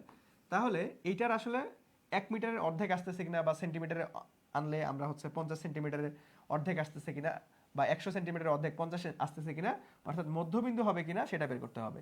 যদি 50 সেন্টিমিটার চলে আসে তাহলে আলটিমেটলি বলবো আমরা মধ্যবিন্দু, আর যদি 50 সেন্টিমিটার কম বেশি হয় তাহলে মধ্যবিন্দু হবে না। সিম্পল একটা জিনিস, ওকে? সিম্পল একটা জিনিস, ওকে ভাইয়া? সিম্পল একটা জিনিস, ওকে? আচ্ছা, তাহলে চলো আমরা সমাধান করে ফেলি। তাহলে দেখো এইখান থেকে যখন তুমি এই বিন্দুতে একটা কি চার্জ স্থাপন করছো, তার মানে এইটা আর এইটার মধ্যে একটা আকর্ষণ বল কাজ করবে, আবার এটার মধ্যে এটা একটা বল কাজ করবে। তাহলে এই দুইটা বল আগে বের করে নিই। তাহলে দেখো এই দুইটা বল আগে বের করে নিই। তাহলে দেখো এ আর সি এর মধ্যে বল, এ ও সি, আমি একদম শর্টে করি, ঠিক আছে? এগুলোর বাংলা কথা তোমরা সাজাই লিখবা। এ ও সি এর মধ্যে বল, তাহলে ভাইয়া কি হবে?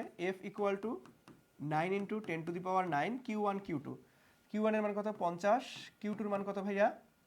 Q2 এর মান হচ্ছে এখানে কত বসেছে? 10 ডিভাইডেড বাই আর। আর এর মান কত দেখো? আর এর মান তো আমরা জানি না ভাইয়া, তাহলে ধরে নাও এটা x দূরত্বে আছে, এটা x দূরত্বে আছে। তাহলে এতটুকু দূরত্ব কি হবে? 100 মাইনাস x। তাহলে সেন্টিমিটারই রাখলাম আপাতত, অ্যান্সার সেন্টিমিটারেই আসবে, প্যারা নাই। তাহলে 100 মাইনাস x, এটা হচ্ছে 100 মাইনাস x, এটা হচ্ছে x, ওকে? আমরা ওই x এরই মান বের করব। আমরা কি করব ভাই? x এরই মান বের করব। তাহলে এখানে আমাদের x স্কয়ার আসলো, ওকে? এই এখানে আসলো কি ভাইয়া? x স্কয়ার, ওকে? আচ্ছা, তাহলে চলো পরবর্তীতে যাই আমরা। পরবর্তীতে যাই। তাহলে এইটা কোন দিক বরাবর হবে বলো তো দেখি? এটা কোন দিক বরাবর হবে? BC বরাবর হবে, BC বরাবর হবে, BC বরাবর হবে, ঠিক আছে? BC বরাবর হবে। আচ্ছা, তারপরে আসো যে ভাইয়া আমাদের কি বলছে যে ভাইয়া B আর C এর মধ্যবর্তী বল, B ও C এর মধ্যবর্তী বল F equal to 9 into 10⁹9 Q1 Q2। আমরা একবারই মান বসাচ্ছি, ঠিক আছে? বি এর মান কত ভাইয়া? বি এর মান হচ্ছে 25, সি এর মান হচ্ছে 10, আর এখানে 100 মাইনাস এক্স তার উপরে স্কোয়ার, আর স্কোয়ার। তাহলে তোমাকে বলে দিছে যে ভাই এই বিন্দুতে কোনো বল অনুভব করবে না, এই বিন্দুতে কোনো বল অনুভব করবে না। আর দিকটা কি? এটার দিক হবে আমাদের কি কি বরাবর ভাইয়া? যে আমাদের সিবি বরাবর। তাহলে দিকও বিপরীত, বল অনুভব করবে না। দ্যাট মিন্স আমাদের কি হবে? যে ভাইয়া F1 equal to F2। That means এটা যদি আমরা FA বলি, এটাকে যদি আমরা FB বলি, তাহলে সমান হবে, ঠিক আছে? প্রশ্ন মতে। তাহলে আমরা প্রশ্ন মতে আমরা বলতে পারতেছি যে ভাই FA ইকুয়ালস টু FB।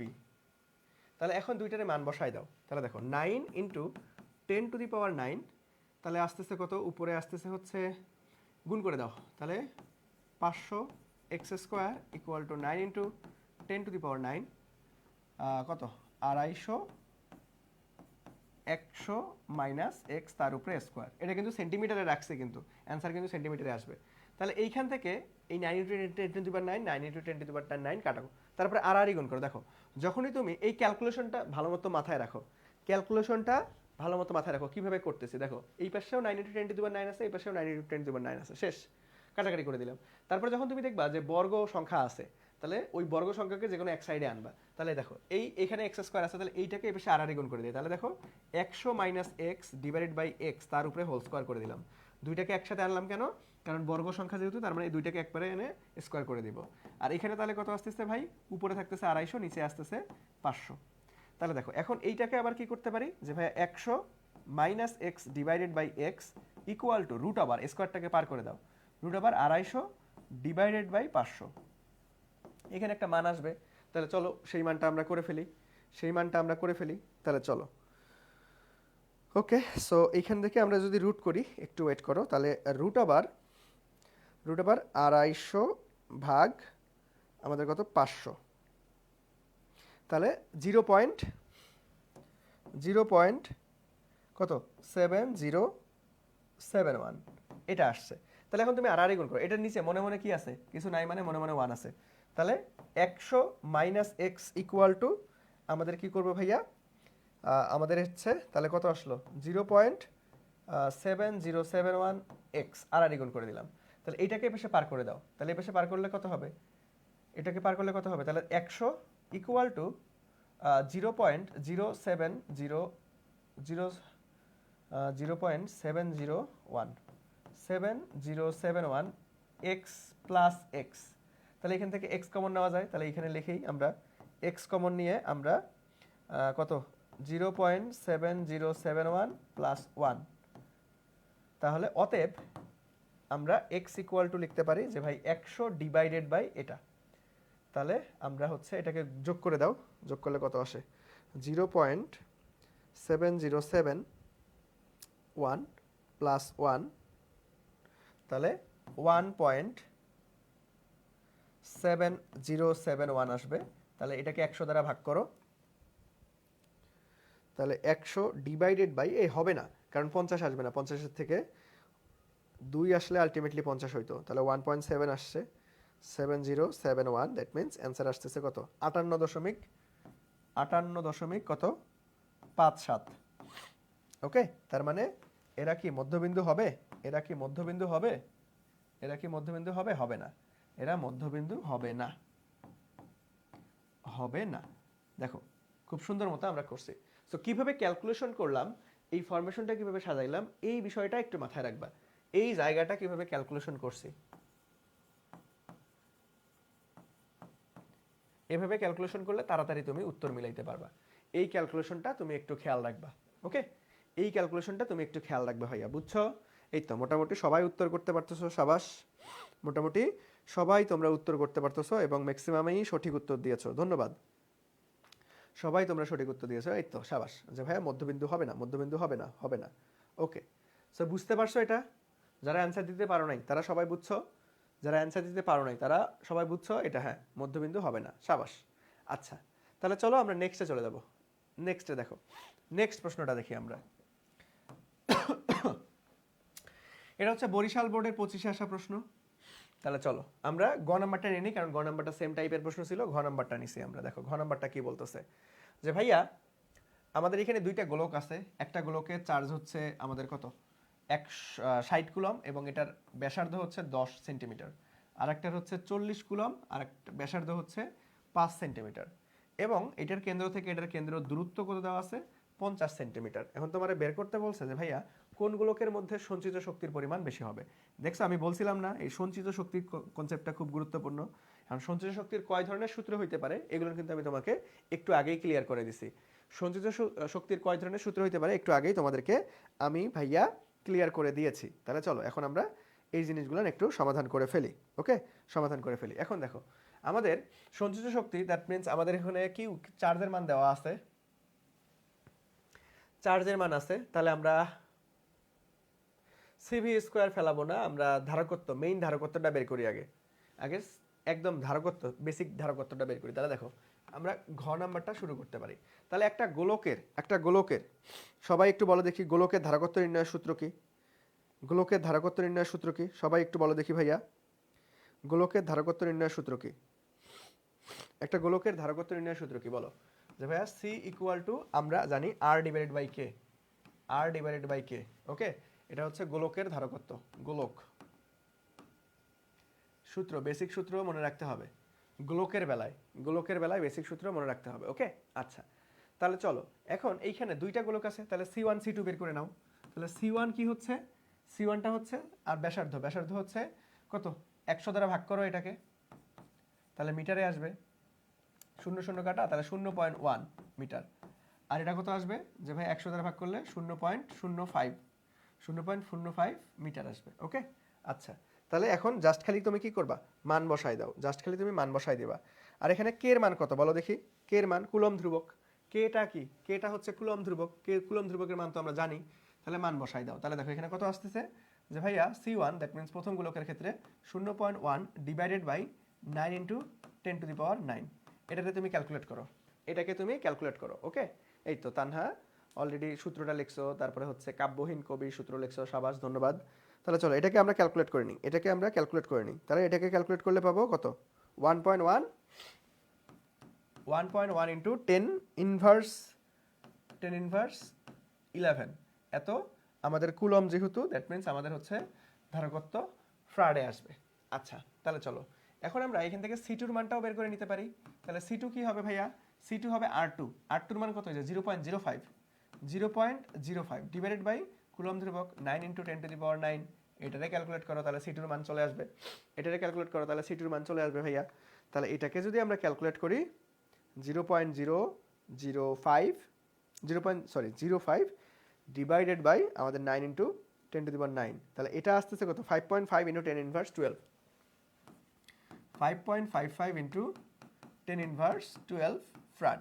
ওকে, আচ্ছা, তাহলে দুইটা জিনিসের আমরা দুইটা গোলকের ধারকত্বটা বের করে নিলাম, দুইটা জিনিসের ধারকত্ব বের করে নিলাম। এখন আমরা কত চার্জ সঞ্চিত থাকবে সেটা বের করতে হবে। তাহলে কত চার্জ সঞ্চিত থাকবে? তাহলে আমরা ধারকত্ব জানি এবং চার্জ জানি। তাহলে আমরা সি এর মান জানি, দেখো সি এর মান জানি এবং কিউ এর মান জানি, সি এর মান জানি, কিউ এর মান জানি। তাহলে কোন সূত্র ইউজ করব আমরা? ডাব্লিউ বা ইউ এর সঞ্চিত শক্তির কোন সূত্র ইউজ করব বলেন তো দেখি। আমরা কি কি সূত্র জানি? দেখো সূত্রগুলো একটু রিমাইন্ডার করে নেই। দেখো আমরা ডাব্লিউ ইকুয়াল টু কি জানি? Half CV square. তারপরে এইখান থেকে আমরা হাফ কিউ ভি জানি, আবার এখান থেকে আমরা half Q square divided by C জানি।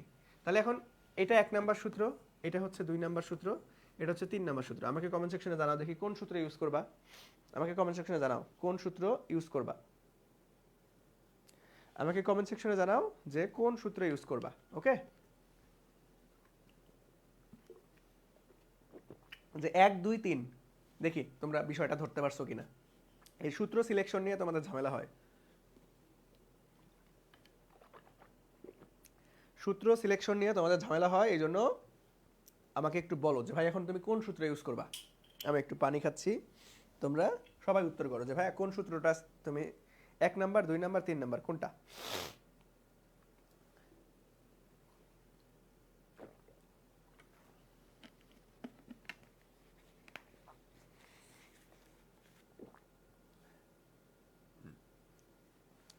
এক নাম্বার 2 নাম্বার নাকি 3 নাম্বার কোনটা? 1 নাম্বার 2 নাম্বার নাকি 3 নাম্বার? দেখো আমাদের দেওয়া আছে, হে এটা যারা দেখে দেখে উত্তর করতে পারতেছো না তোমাদের মায়ের আছে কপালে। দেখো এখানে সি আছে কিউ আছে, তাহলে সি আর কিউ কোথায় আছে? এই যে 3 নাম্বার সূত্রে আছে, তাহলে 3 নাম্বারটা ইউজ করব। তাহলে কোন গোলকের মধ্যে? তাহলে এখন আমরা E1 বের করব। চলো তাহলে E1 বের করো। তাহলে E1 কি? Half Q square divided by C, that means half Q এর মান কত ভাইয়া? E1, তাহলে Q Q Q Q Q এর মান চার্জ হচ্ছে 60, তাহলে 60 square divided by C. C1 এর মান কত ভাইয়া? ওই যে আমাদের 1.1 ইন্টু 10 ইনভার্স 11, এটারে তুমি ক্যালকুলেট করো, তাহলেই আমাদের E1 এর মান চলে আসবে। তাহলে ক্যালকুলেট করে ফেলি, চলো।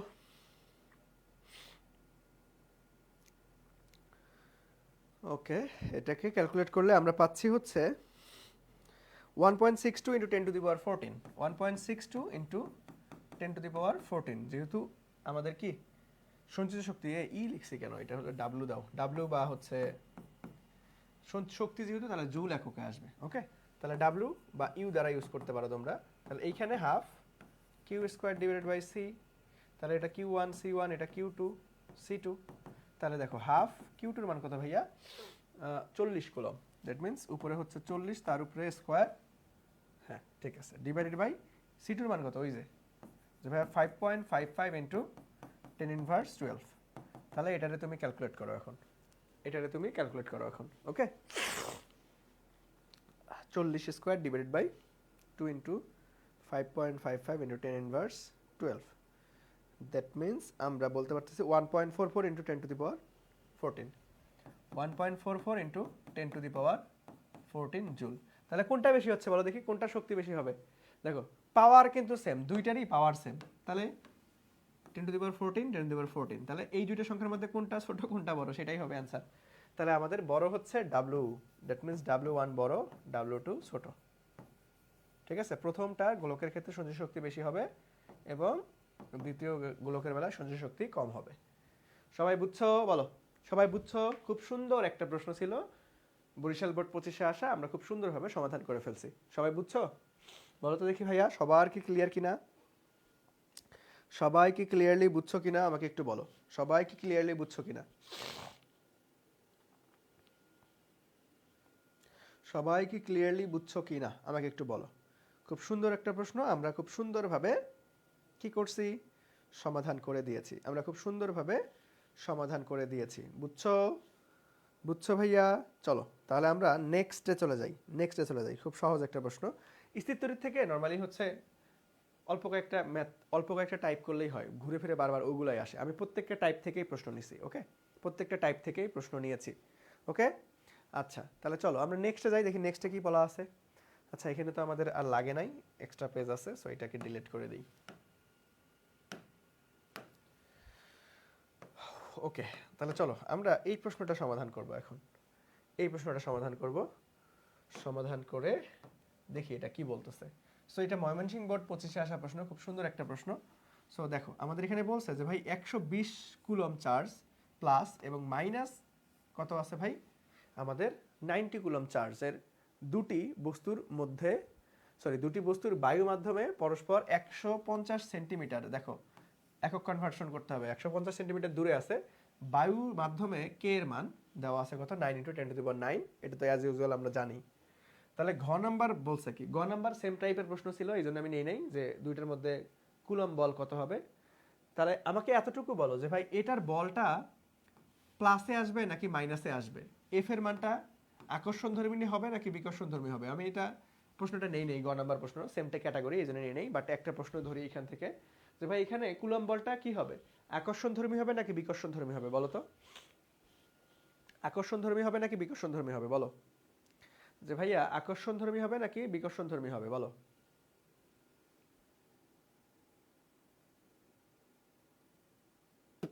বলো বলো যে ভাইয়া এইখানে যদি আমরা ম্যাথ সমাধান করি এটা আকর্ষণধর্মী হবে নাকি বিকর্ষণধর্মী। দেখো দেখো এইখানে আমরা এফ ইকুয়াল টু কি জানি ভাইয়া, যে 9 × 10⁹ Q1 Q2 divided by R square. তাহলে Q1 একটা প্লাস একটা মাইনাস, তাহলে প্লাস মাইনাসে অ্যান্সার কিন্তু আসবে মাইনাসে। তাহলে আমরা ধরো অ্যান্সার ড্যাশ ড্যাশ নিউটন পাইলাম, অ্যান্সার কি মাইনাসে লিখবো না, তাহলে লিখবো লাস্ট মুহূর্তে অতএব এত নিউটন বল, এটা কি, এটা ব্র্যাকেটে লিখবে এইভাবে আকর্ষণধর্মী, যেহেতু প্লাস আসছে আকর্ষণ। ওকে, বুঝছো বুঝছো ভাইয়া, আকর্ষণধর্মী হবে, এই তো এই তো আকর্ষণ আকর্ষণ আকর্ষণ মাইনাস, এই তো সাবাস, সবাই পারছো, ধন্যবাদ। সো এই জন্য একই ক্যাটাগরির প্রশ্ন, এই জন্য আমি আর গ নাম্বারটা নেই, ঘ নাম্বারে চলে যাই। দেখো ঘ নাম্বারে কি বলছে,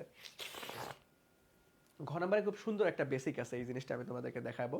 ওই যে বলেরটা একবার করলাম না, ঘ নাম্বারে তুমি শিওর থাকো বলেরটা আসবে না হয় প্রাবল্যটা আসবে। সো আমি বলেরটা অলরেডি একটু আগে করছি, এখন প্রাবল্যটা করব, ঠিক আছে।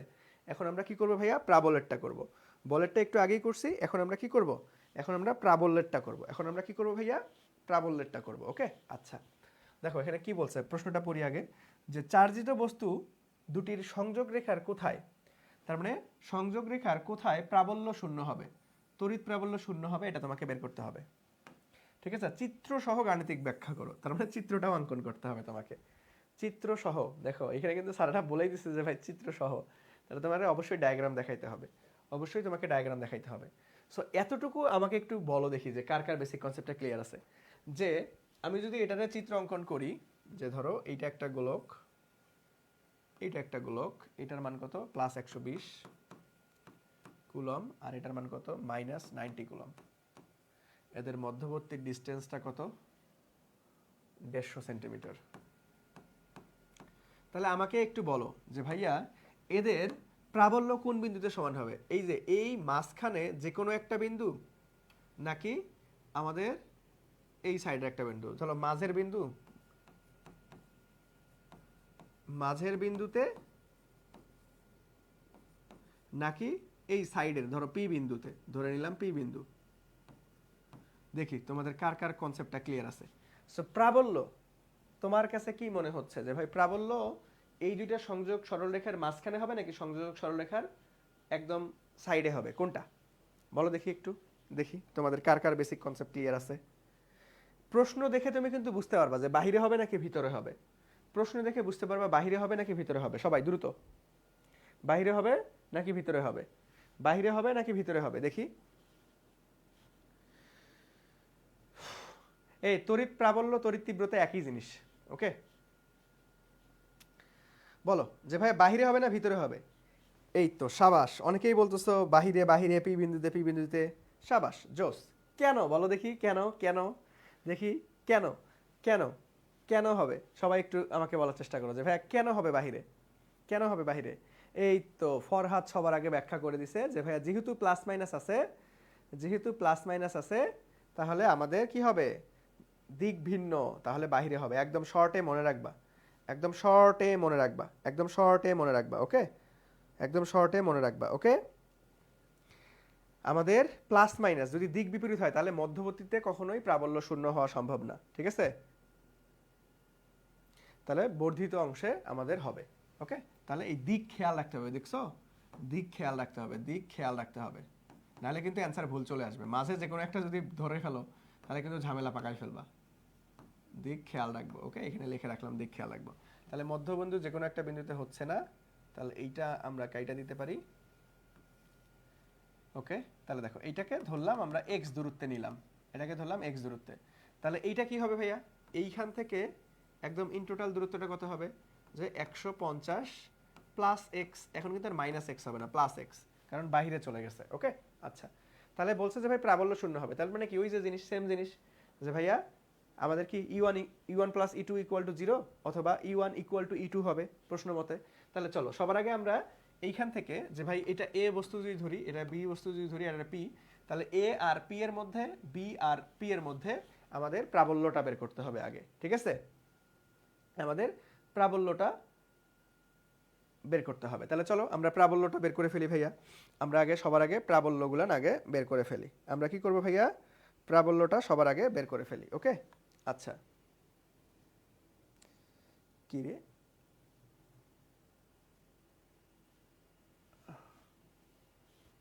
আচ্ছা একই প্রশ্ন, আচ্ছা ও একটা প্রশ্ন মনে হয় মিসিং আছে, সমস্যা নাই, আমি লিখে করাবো, ওকে ঠিক আছে।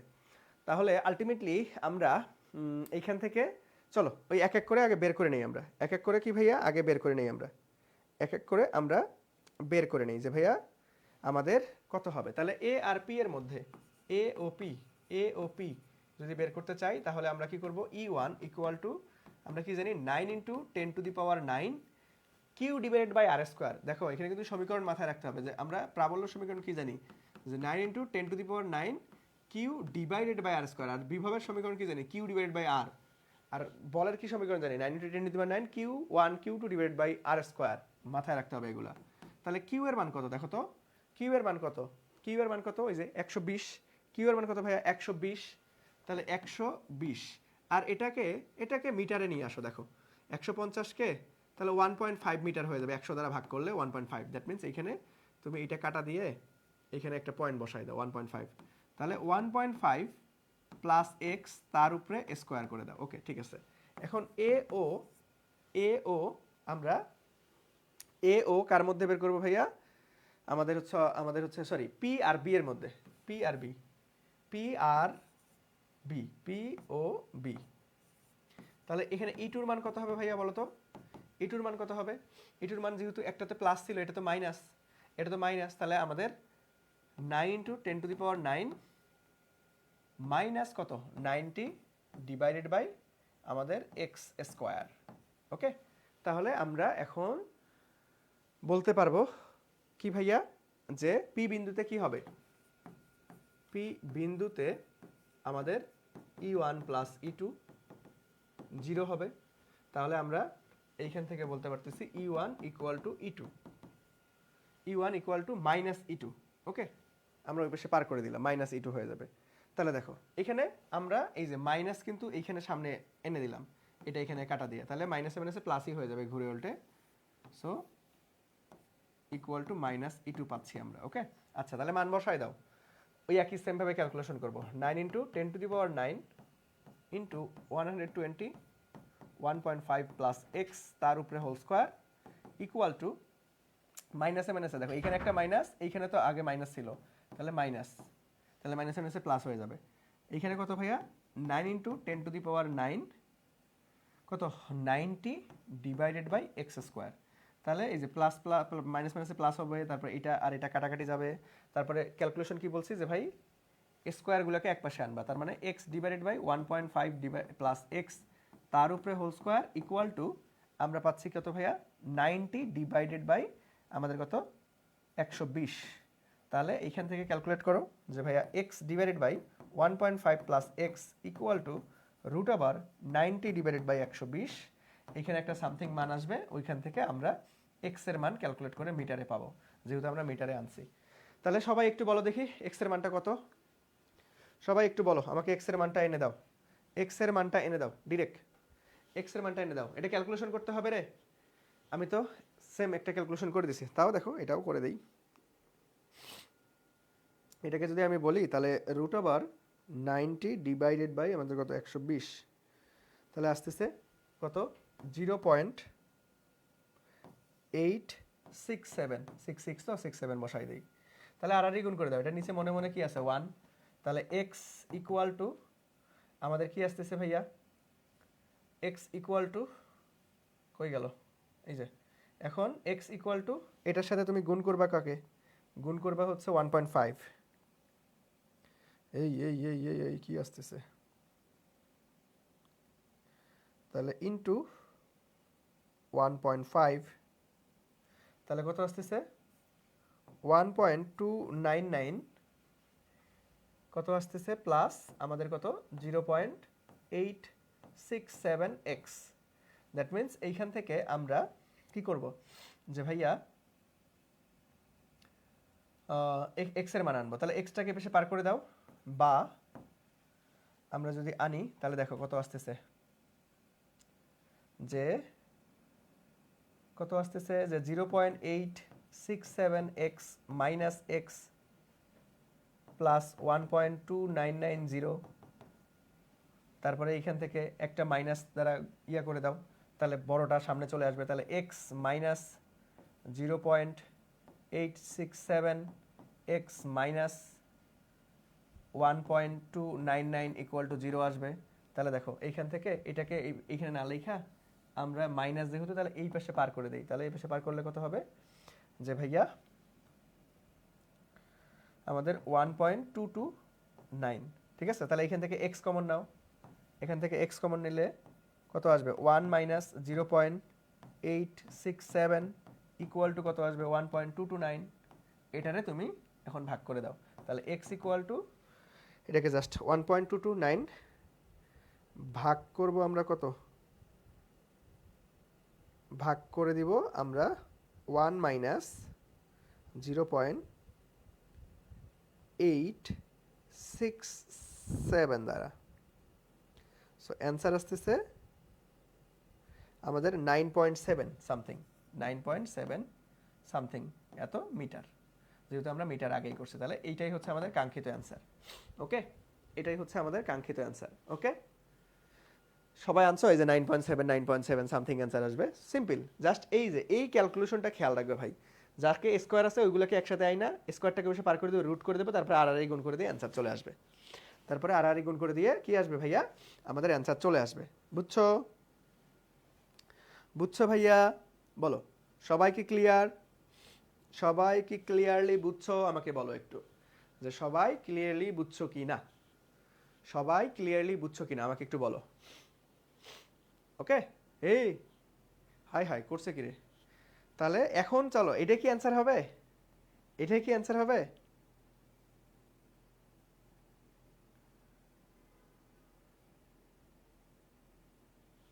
দেখো তাহলে ওই এক্স এর মানটা আমরা যে কত পাইলাম, যে কোন বিন্দুতে গিয়ে ইয়ে হবে, এখন তুমি যদি বলো যে বি বিন্দু থেকে এত, এই বিন্দু থেকেও বের করে দিতে পারো। ওকে, আচ্ছা তাহলে আমরা, এটা তো সেম প্রশ্নই ছিল, আর প্রশ্ন নাই, আর একটা প্রশ্ন নিয়েছিলাম আমি, কেন যে মিসিং হয়ে গেল। আচ্ছা আমি একটু কি করি, ওই প্রশ্নটা একটু পড়াই দিই, লিখে লিখে পড়াইতে হবে। আরও একটা প্রশ্ন নিছিলাম, বাট এখানে তুলতে মিসিং হয়ে গেছে। ওকে, আচ্ছা চলেন এইখান থেকে আমাদের বলরেখার চিত্র, এটা পরীক্ষার জন্য খুব গুরুত্বপূর্ণ। এই বলরেখা, এই কনসেপ্টটা আমরা একটু পড়বো, তড়িৎ বলরেখা, তড়িৎ বলরেখা। তাহলে বলরেখা সম্পর্কে আমরা অলরেডি একটু পড়ছি, তাই না? বলরেখা সম্পর্কে আমরা অলরেডি একটু পড়ছি, বলরেখা সম্পর্কে আমরা অলরেডি পড়ছি যে ভাইয়া যদি পজিটিভ হয়, যদি পজিটিভ হয় তাহলে বলরেখা পজিটিভ চার্জের বেলায় মাঝে যদি আমাদের কি থাকে পজিটিভ চার্জ, তাহলে কি হবে ভাইয়া বাহিরের দিকে চলে যাবে, এমনটা মনে হবে, এমনটা মনে হবে। ওকে, এমনটা মনে হবে। আর আমরা যদি নেগেটিভ চার্জ হয় তাহলে কি হবে ভাইয়া ভিতরের দিকে আসবে, ভিতরে কেন্দ্রভূত হবে, কেন্দ্রভূত হবে, এটা আমরা সবাই জানি, তাই না? এটা আমরা সবাই জানি। ওকে, এখন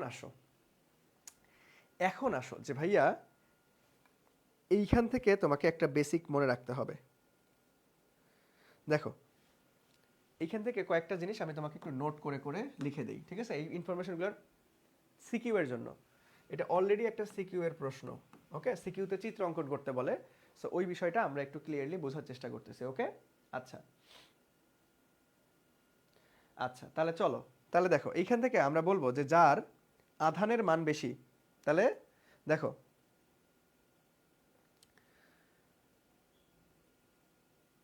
যার চার্জের পরিমাণ বেশি, চার্জ বা আধান যার বেশি হবে, এক নাম্বার যেটা পয়েন্ট, চার্জ বা আধান বেশি হলে বলরেখা বেশি হবে। বলরেখা বেশি হবে, ওকে? মারাত্মক ইম্পর্টেন্ট একটা জিনিস, যার চার্জ বেশি তার আধান বেশি। তাহলে এইটাকে যদি আমি একটু তোমাকে বলি যে ভাইয়া, যে ধরো এইখানে আছে +10 কুলম, এইখানে আছে +5 কুলম, তাহলে কি হবে? আমি যদি প্লাস, যেহেতু বাইরের দিকে চলে যাবে, এইখানে যে পরিমাণ বলরেখা থাকবে, এখানে যে পরিমাণ বলরেখা থাকবে, দুইটাই যেহেতু প্লাস, তাহলে দুইটাই বাইরের দিকে ছড়াই যাবে, দুইটাই বাইরের দিকে ছড়াই যাবে, দুইটাই বাইরের দিকে ছড়াই যাবে। কিন্তু এইখানে বাইরের দিকে ছড়াই গেলেও এখানে অত বলরেখা থাকবে না, একটু বলরেখা কম থাকবে, একটু বলরেখা কম থাকবে। দেখো এটাতে আমাদের বলরেখা বেশি, আর এটাতে কি ভাইয়া, এটাতে বলরেখা কম, বুঝছো? সো চার্জের পরিমাণের উপর ডিপেন্ড করবে যে বলরেখা কোথায় কম হবে কোথায় বেশি হবে, ওকে? চার্জের পরিমাণের উপর ডিপেন্ড করবে বলরেখা কোথায় কম হবে কোথায় বেশি হবে। মারাত্মক ইম্পর্টেন্ট একটা জিনিস, ওকে? মারাত্মক ইম্পর্টেন্ট একটা জিনিস, বুঝতে পারছো? আর একটা জিনিস, একটু চিত্রটা দেখো, যে ধরো আমরা কি করব, এইখানে হচ্ছে +2 কুলম চার্জকে রাখছি, এইখানে আমরা -2 কুলম চার্জকে রাখছি। তাহলে এই দুইটার মধ্যে বলরেখার চিত্রটা কেমন হবে, এটা পরীক্ষায় আসে, ঠিক আছে? এটা পরীক্ষায় আসে। ভাই লেখা বোঝা যায় না, হাই হাই করছে কি, আমার লেখা কি এত খারাপ রে? লেখা ধরতে পারতেছো না? লেখা ধরতে পারতেছো না? লেখা কি এত খারাপ হয়ে গেল? আমি ক্লাসের স্লাইডটা দিয়ে দেবো, স্লাইডটা কালেক্ট করলে সেখানে লেখা ধরা যাবে মনে হয়, ঠিক আছে? কারণ অনেক সময় ওই যে নেট প্রবলেম, এই জন্য হয়তো ঘোলা হয়ে যায়, ঠিক আছে? আচ্ছা দেখো, তাহলে এইখানে যখন আমরা বলরেখাটা নির্ণয় করব, তখন কি প্লাসের দিক থেকে আমাদের মাইনাসের দিকে চলে যাবে। মাইনাসেরটা কি হয়, মাইনাসটার ভেতরের দিকে ঢুকে, আর প্লাসেরটা কি হয়, বাইরের দিকে ঢুকে, ঠিক আছে? তাহলে দেখো এইখানে আমাদের কি হবে, কিছু বলরেখা একদম সমান্তরাল ভাবে চলে যাবে, তারপরে কি হবে, এই দিক থেকে বের হবে, এই দিকে গিয়ে ঢুকবে। তাহলে দেখো এটা থেকে কিন্তু ঠিকই বের হচ্ছে, কিন্তু এটা থেকে এ আবার ভিতরে ঢুকে গেছে, তাহলে এটা থেকে সেম কন্ডিশন হবে, এর থেকে বের হচ্ছে, এ থেকে ঢুকতেছে, ওকে? সো এইরকম কিছু বলরেখা যাবে, এইরকম কিছু বলরেখা যাবে। তাহলে এর থেকে বের হচ্ছে কিন্তু এতে আসা ঢুকতেছে, এর থেকে বের হচ্ছে কিন্তু এসে আবার ঢুকতেছে। তারপরে এই সাইডেও তো কিছু বলরেখা ছিল, তাহলে এই সাইডে বলরেখা কি হবে, এই সাইডের বলরেখাগুলো এইভাবে বের হয়ে যাবে। এই সাইডের বলরেখা, এখানে তো আর নেগেটিভ নাই, তাহলে একে তো আকর্ষণ করার কেউ নাই, তাহলে এ এই দিকে বের হয়ে যাবে, এ এই দিকে বের হয়ে যাবে, ওকে? বুঝছো? সো এই চিত্র, চিত্র ভাইয়া সিকিউতে আসে, চিত্র সিকিউতে আসে। তো চিত্রর কনসেপ্টটা একটু সুন্দরভাবে দেখাই দিলাম, ওকে? চিত্রের কনসেপ্টটা ভাইয়া একটু সুন্দরভাবে দেখাই দিলাম, সবাই বুঝছো? বলো সবাই কি বুঝছো? বলো ভাইয়া সবাই কি বুঝছো? সবাই কি বুঝছো? বলো সবার কি বুঝা গেছে কিনা? সো এই বলরেখা কনসেপ্টটার চিত্র থেকে প্রশ্ন আসে, সো চিত্রর মেইন যে জিনিসটা সেটা আমি তোমাকে দেখাই দিলাম একটু। সো সবাই ক্লিয়ারলি বুঝছো কিনা আমাকে একটু বলো। সো আলহামদুলিল্লাহ আমরা স্থির তড়িৎটা খুব সুন্দরভাবে শেষ করে ফেলেছি, স্থির তড়িৎটা খুব সুন্দরভাবে শেষ করে ফেলছি। দেখো অনেক কিছু পড়াইছি। সো এই স্লাইডগুলো পেতে তোমাকে কি করতে হবে, পেজে নক করলেই স্লাইড পেয়ে যাবা। ক্লাসটা শেয়ার করে পেজে নক করবা যে ভাই আমি ক্লাসটা শেয়ার করছি, আমাকে কি পিডিএফটা দেন। এখন পর্যন্ত আমি যতগুলো ফিজিক্স ক্লাস নিয়েছি সবগুলোরই পিডিএফ তোমরা পেয়ে যাবা, ঠিক আছে? সবগুলোরই পিডিএফ তোমরা পেয়ে যাবা। সো সবাই একটু আমাকে বলো যে ভাইয়া ক্লাসটা কেমন লাগলো, সবাই সবকিছু বুঝতে পারছো কিনা? সো আলহামদুলিল্লাহ আমরা শেষ করে ফেলছি, তার মানে আমাদের মানে সিলেবাস মোটামুটি শেষ, খালি একটা অধ্যায় বাকি আছে, আলোর প্রতিফলন।